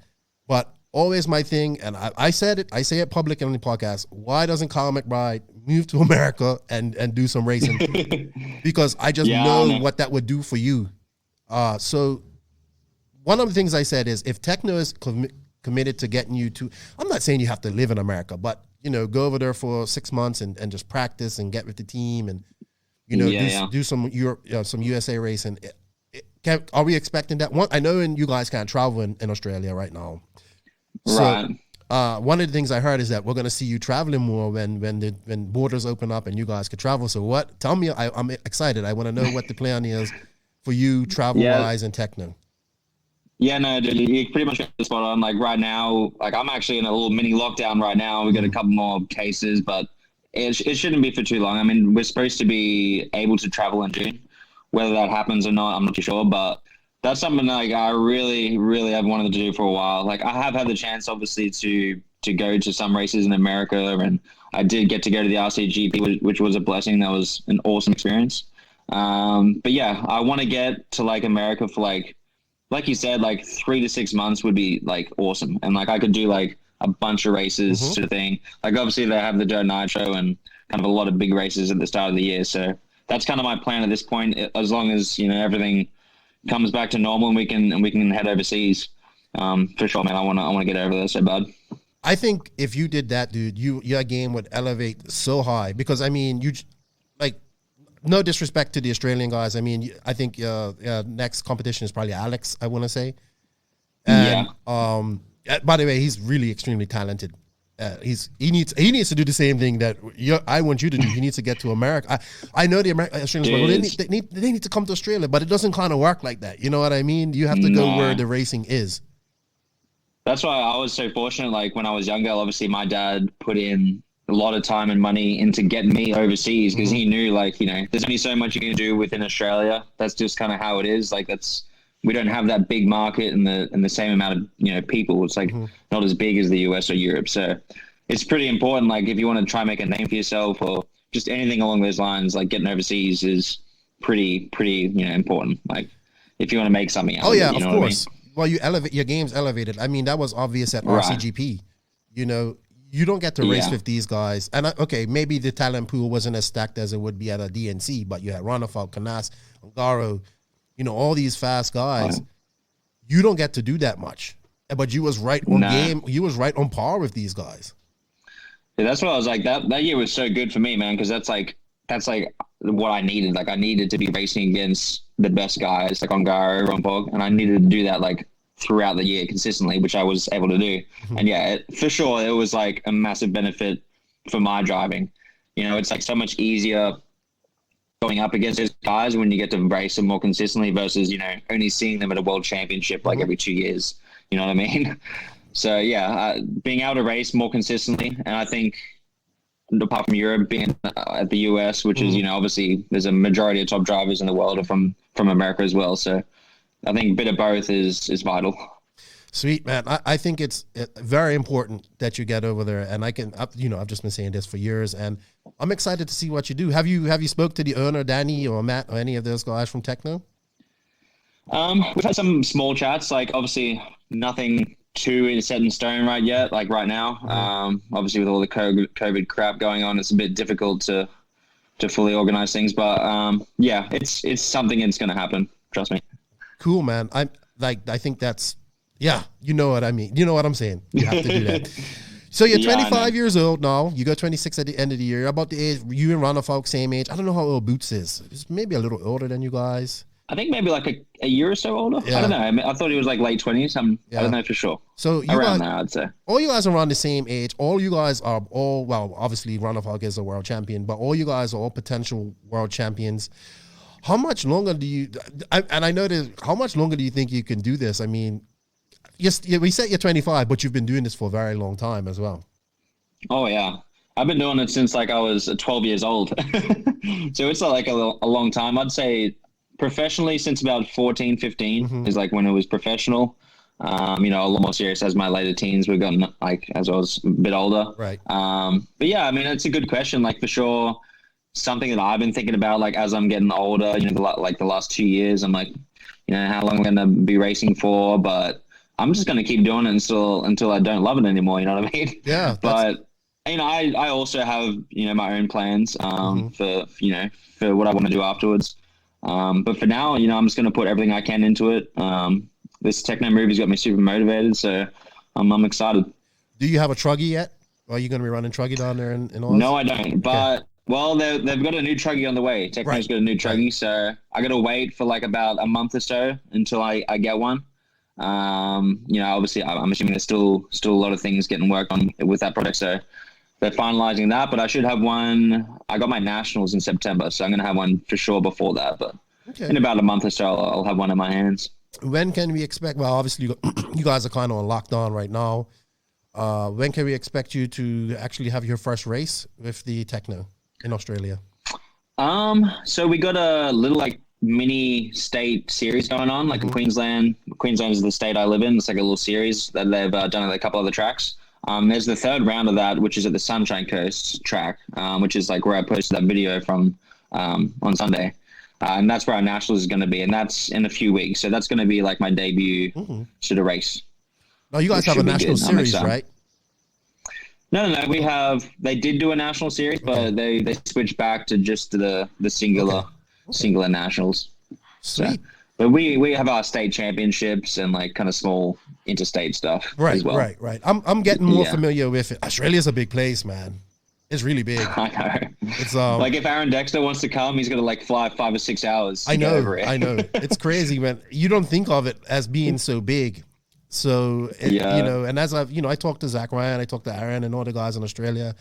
It's definitely a country I want to come visit and have some fun. And, you know, go cage diving with sharks and stuff like that. And, you know, do things like that. It's definitely a country you have to visit for sure. Like in your lifetime for holiday, you got to come see everything, man. It's pretty beautiful. All right. So name off something that you would like to do. Like, what is some of the races you would like to hit up? Like, so let's say 2022 opens up and you're able to travel. I hoping we'll see you at the DNC, and then just stay in America. I mean, and just travel and do that route, man, and do this type of stuff. I definitely want to do that. Like, because I stayed in America before the 2016 Worlds when I was with Associated, and I stayed there for like a month before, and that was honestly so good. Like, I loved that so much. It was so cool just like living the SoCal lifestyle, you know what I mean? I know. It was so different at home, but like it was so cool, man. So I want to do that, but for like longer, if I can do that for like a few months, like, and just try catch like that Dirt Nitro Challenge and maybe Silver State if it's, I don't know exactly what dates they're going to be on and everything, but want to do that. But I also want to get to Europe as well, because if I can get to Europe, I want to do, like, I haven't really, excluding RCGP, I never really got the chance to do any big races in Europe. So, and honestly, man, like, I think some of the European guys have like gotten quicker than the US guys. I'm not saying all of them, but it's gotten like the intensity of drivers has gone up in Europe for sure. Well, it's funny you say that, because I get credited for starting this whole new Euro USA beef or rivalry, which I will fan the fires of because I think that's needed. But it used to be that the European guys, like back in the day when Dagani and those guys back in the early days, the European guys were faster than the American guys. They're now on a different level, but I think it's about even. Like, I think any of the like, those European guys, Rana Falcongaro or Tom, those guys, they can win at any given day against the American guys. And I throw you in there too. Thank you. Yeah, for sure. Like, it's like after Ongaro came along and kind of like, you know, stamped his authority, and then Canas started coming along and like all these younger guys. And yeah, like, you know, you watch the Euros and it's like become super competitive, you know, between a bunch of guys now. So I think it's, there's a whole mix of guys, and it showed in RCGP as well how quick, you know, everyone is. So yeah, mixing Euro and US together, it's a very competitive field. We need more of that. We need more of that. Definitely want to see the best in the world compete. So I gotta ask, You did all the rounds of RCGP, correct? Yes, you did. Yeah. I did. Yeah. Which one was what did you think about the whole experience? I know it was completely different. What a lot of people didn't understand was the production part of it, and that came first. I know even for the drivers, it was a bit hard. Like, oh, I got to, but what was your opinion of it? Or what was your favorite race? Oh, favorite race. Honestly, like, damn, I don't know. It was awesome going to Italy. Like going to some of the European countries was just probably my favorite for the experiences because like I haven't really been to Europe as much. I don't know, man. I love the Philippines and I love Thunder Rally as well. Yeah. So it's like, I don't know. Like Philippines track is just so cool. Like the people there are awesome. It's just like a different vibe in Philippines. I don't know what it is. It's just so cool there. But yeah, if I had to pick number one, I'd probably still have to stick with Philippines. Yeah, just a different experience. That's Asian racing, different experience. Yeah. Terra Marshals, different type of track. They just built a new one not too far from where the other one was.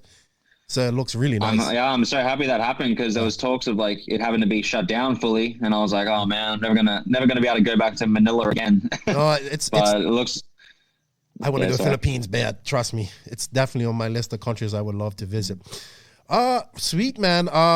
So we're excited to see you. Like, I gotta ask, were there other options, or was it just always Tekno right off the bat when you was like, okay, this is what I gotta make a move?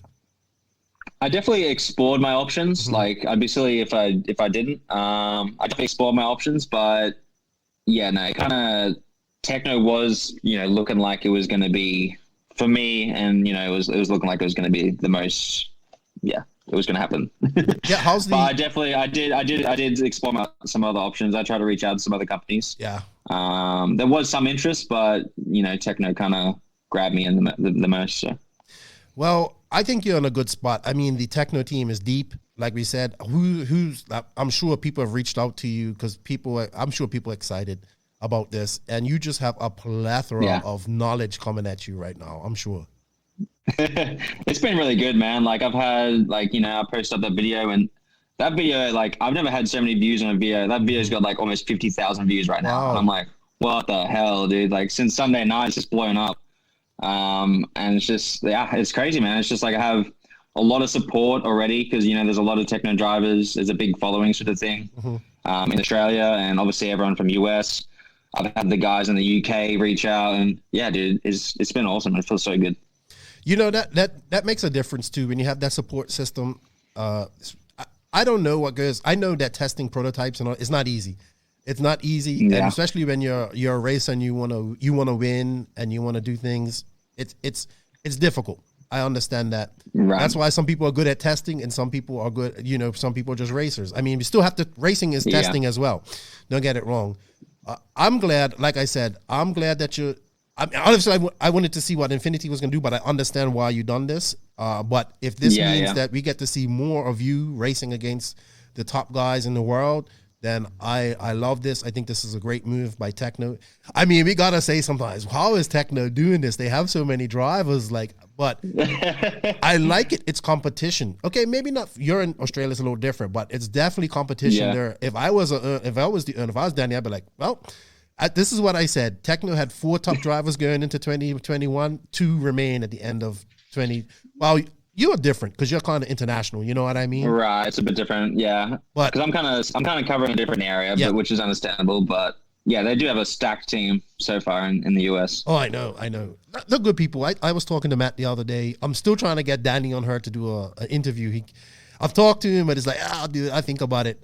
He's got a great story. He's got a great story. I want to tell that. I think I applaud Tekno what they're doing, even though I work for JQ and they're button heads, but I got along with all of them, and we're trying to mend this bridge and get things going and stuff like that, because I think Tekno wants things different in RC too.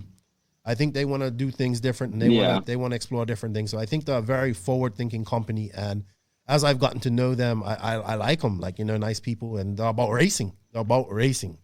Oh yeah, that's for sure. I mean, Jerry, Tebow, I've been on his team before, and it's definitely someone I can work with. Like Jerry Bornhorst, I don't know him very well, but from what I've seen, he's a super nice dude.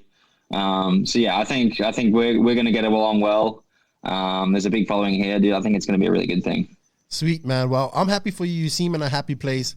I hope to see you at DNC in 2021, and I wish you all the success. Happen. Yes. I mean, we have to see as long you, as man. this COVID stuff doesn't prevent me, man. I'm there 100%. No, I think people don't understand when I say I consider you one of the best 8-scale drivers in the world. And why I have to stress this again. Why I consider you one of the best is that you're good and you're not racing against the best in the world on a regular basis, like Mayfield and maybe Runnerfuck when he goes to a race and all that stuff. So I know you have the talent. Right. We gotta adjust you, get you up there in the States, working hard, or getting to Europe and racing it. I can't see why you can't win a world championship. Yeah, no, I believe the same, man. Like 100%. I know the reasons why I probably haven't won, and what you're saying right there is definitely one of them. So I can acknowledge that for sure. And yeah, I think I just need to make it happen, sort of thing, from this point on. Yeah, I think so. I think so, and it would be a good thing for you and your career. And you know what I would say to you? You're very unique. You're from Australia. People love Australians. You know, everybody thinks of Crocodile on Dundee when they think of Australia. I think of cricket. And great white sharks. Cricket. Yeah. I would say sharks and kangaroos. Yes, and thylacines. Well, that's Tasmanian. What is it? Tasmanian tiger. Tassie devil. Yeah, but no, the tiger. But they're in Australia. I'm telling you, they're in Australia. They are. Out in the bush somewhere. I believe you. I'm telling you, I believe it.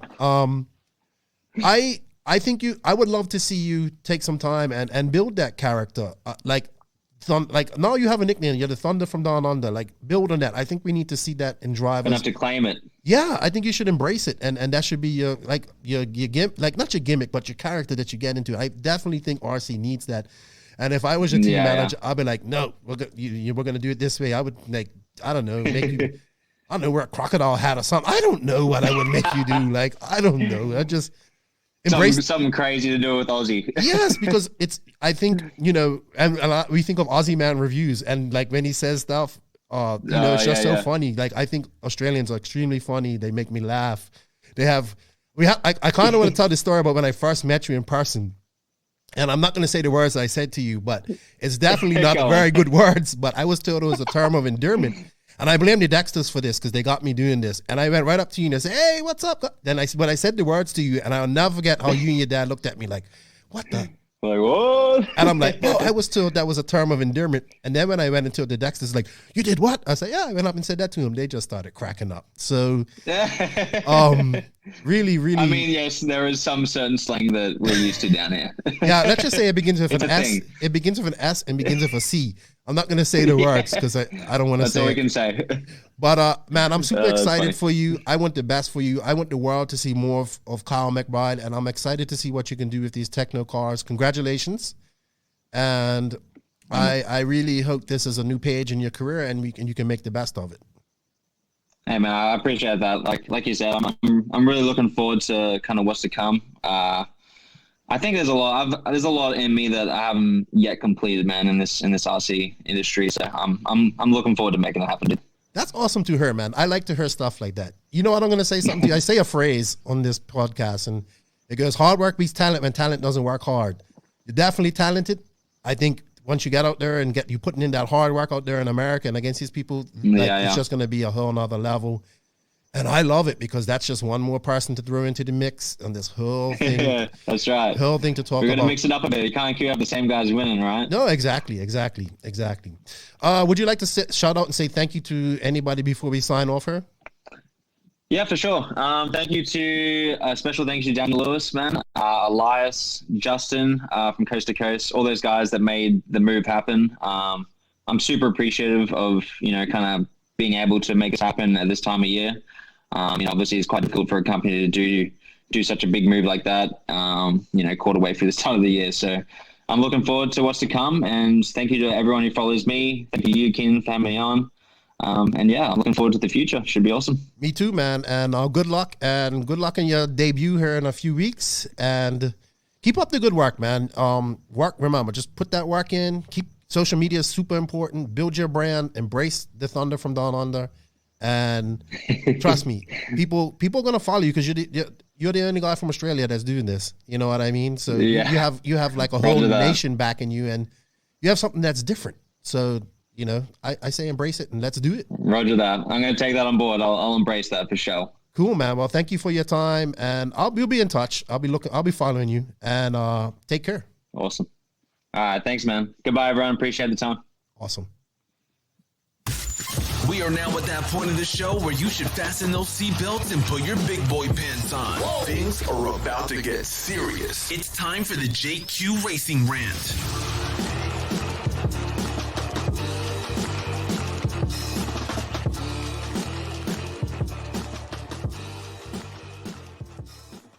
Well, this isn't a JQ Racing Rant. This is actually the conclusion of this podcast, number 120. We thank everybody that listened in and joined us and listening to this. We really want your opinion on what we talked about in the Don and Quiet segment. Thank you to Kyle McBride for coming on. It was a great chat with him. It's going to be interesting to see what he does with the Tekno. I'm really looking forward to him getting to America and racing more. Thank you. Yeah, man. Thank you to Max, man, for coming on and answering all your questions. Yeah.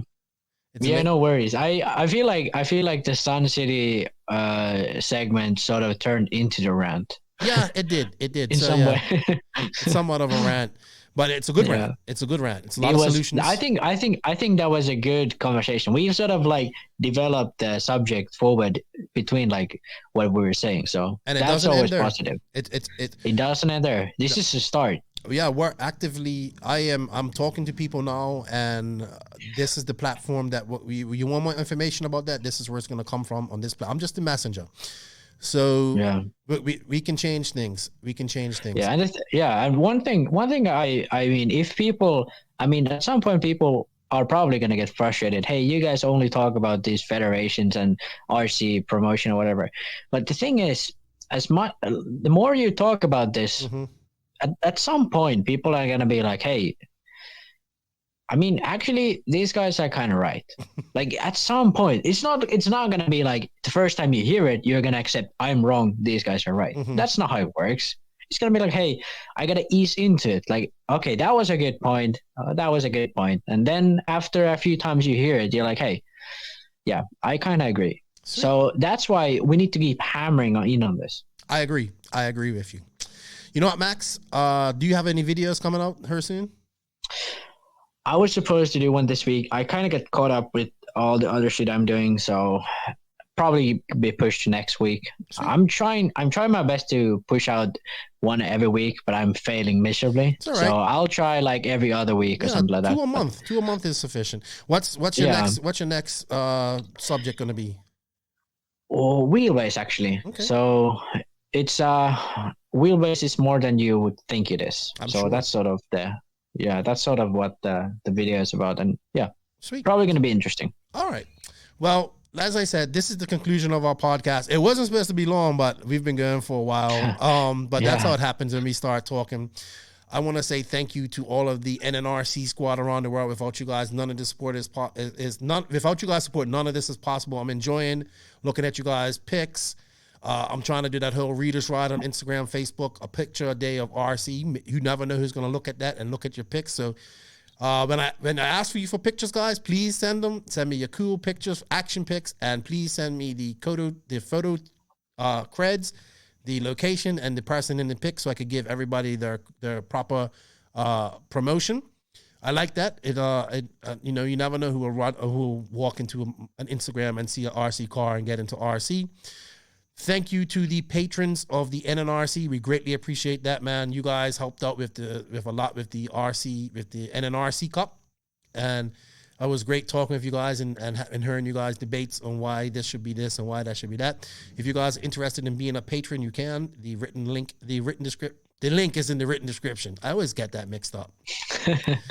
And of course, man, thank you to the awesome sponsors of the podcast. We just got 2 new sponsors, but big shout out to Mayako. I'm getting excited. I can't wait to see the buggy. I think I'm going to see it soon. So looking forward to that. TNR Fuels. Good luck to all the TNR Fuel guys at PMB this week. High Tech. So happy to have High Tech. And I used to run these servers all the time. I never thought they'd be sponsoring like the podcast. That's awesome.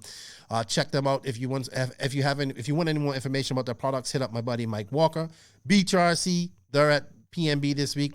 Lucas has got the white whale up there. He's going to be busy selling parts. Check them out there. Get some NNRC swag if they have it. Get some NNRC decals as well. Or use the affiliate link in this to order from online. Tekno RC, whew, their squad just gets bigger and bigger. Like Kyle McBride, dude. Yeah. Look, they have got a squad. Like in America, they got a super squad. It's gonna be interesting to see what they do at PNB. They go full squatted up at this race. So shout out to Tekno RC. Thank you for their support. Looking forward to talking to Matt and Danny and those guys when I get to Silver State. Sun City RC Raceway. Thank you, Joey Showers and the Showers family. Christian Corbin for all your support. Love you guys like life. New Mexico crew, shout out. Lugs Tires, new sponsor one. Check them out. You got a 30% discount if you use the promo code. All links for that are in the written description. Check them out. Get some new tires. Try them out, man. You never know. They're racers. They're serious about racing. So, we should support racers. The one tread pattern looked really interesting. It was like sort of hexagonal tread pattern. I kind of wanted to see how that would work. And that looked interesting. And they also sell. They also only sell their tires for a pack. Yeah, that's the way to do it. So it's not, you can't just buy 2. You buy 4. Exactly. Shout out to Manscaped.com. They're still on board. Happy to have them on board. Remember about the testicular cancer. Use the promo, go to manscaped.com. Use the promo code no name in all caps and saves 20% off your order. You can order worldwide now using that promo code. So thank you to Manscaped. JQ Racing, shout out to all my JQ Racing family. Papa Willie's Traction Tonic. If you're going to use some tire sauce, use Papa Willie's Traction Tonic. Save 10% if you use promo code NNRC in all caps if your order.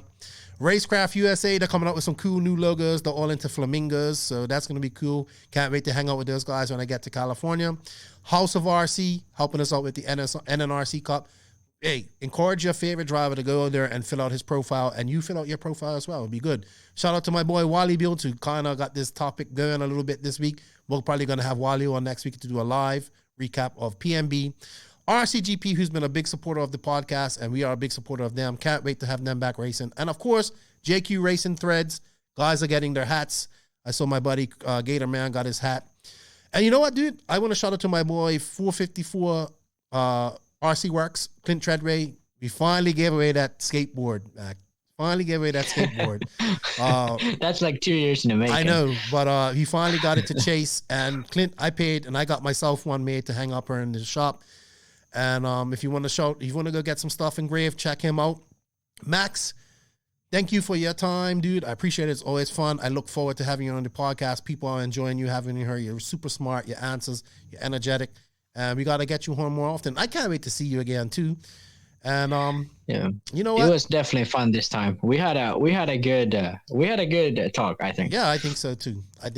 Remember, join ROAR. You want to change things in America right now? Your best bet is to join ROAR. What does joining ROAR give you? A vote.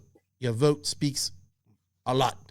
So join ROAR. If you're interested in running in any of these regions, go look at what region you're in. If there's nobody there or somebody there, if you want to be a part of change, you want to run in that region, please hit me up. I'm gonna put you in contact with some people. And hey, you know what, Max? Nitro is the glory. E-Buggy pays the bills. If you ain't grinding and sliding, Max, you want to say something before we go? Yeah, you covered it all. You know what? Hard work beats talent when talent doesn't work hard. Lefty and Max are out as soon as I found the outro.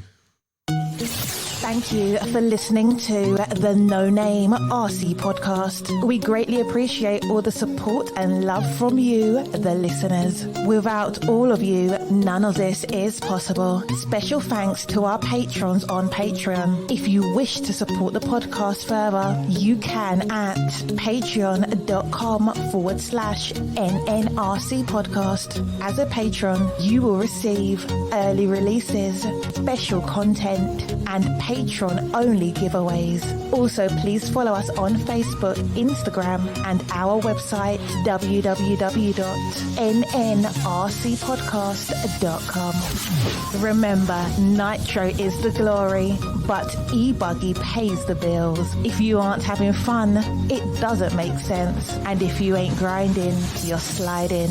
Lefty out. Nitro is the glory. Nitro is the glory. Nitro is the glory.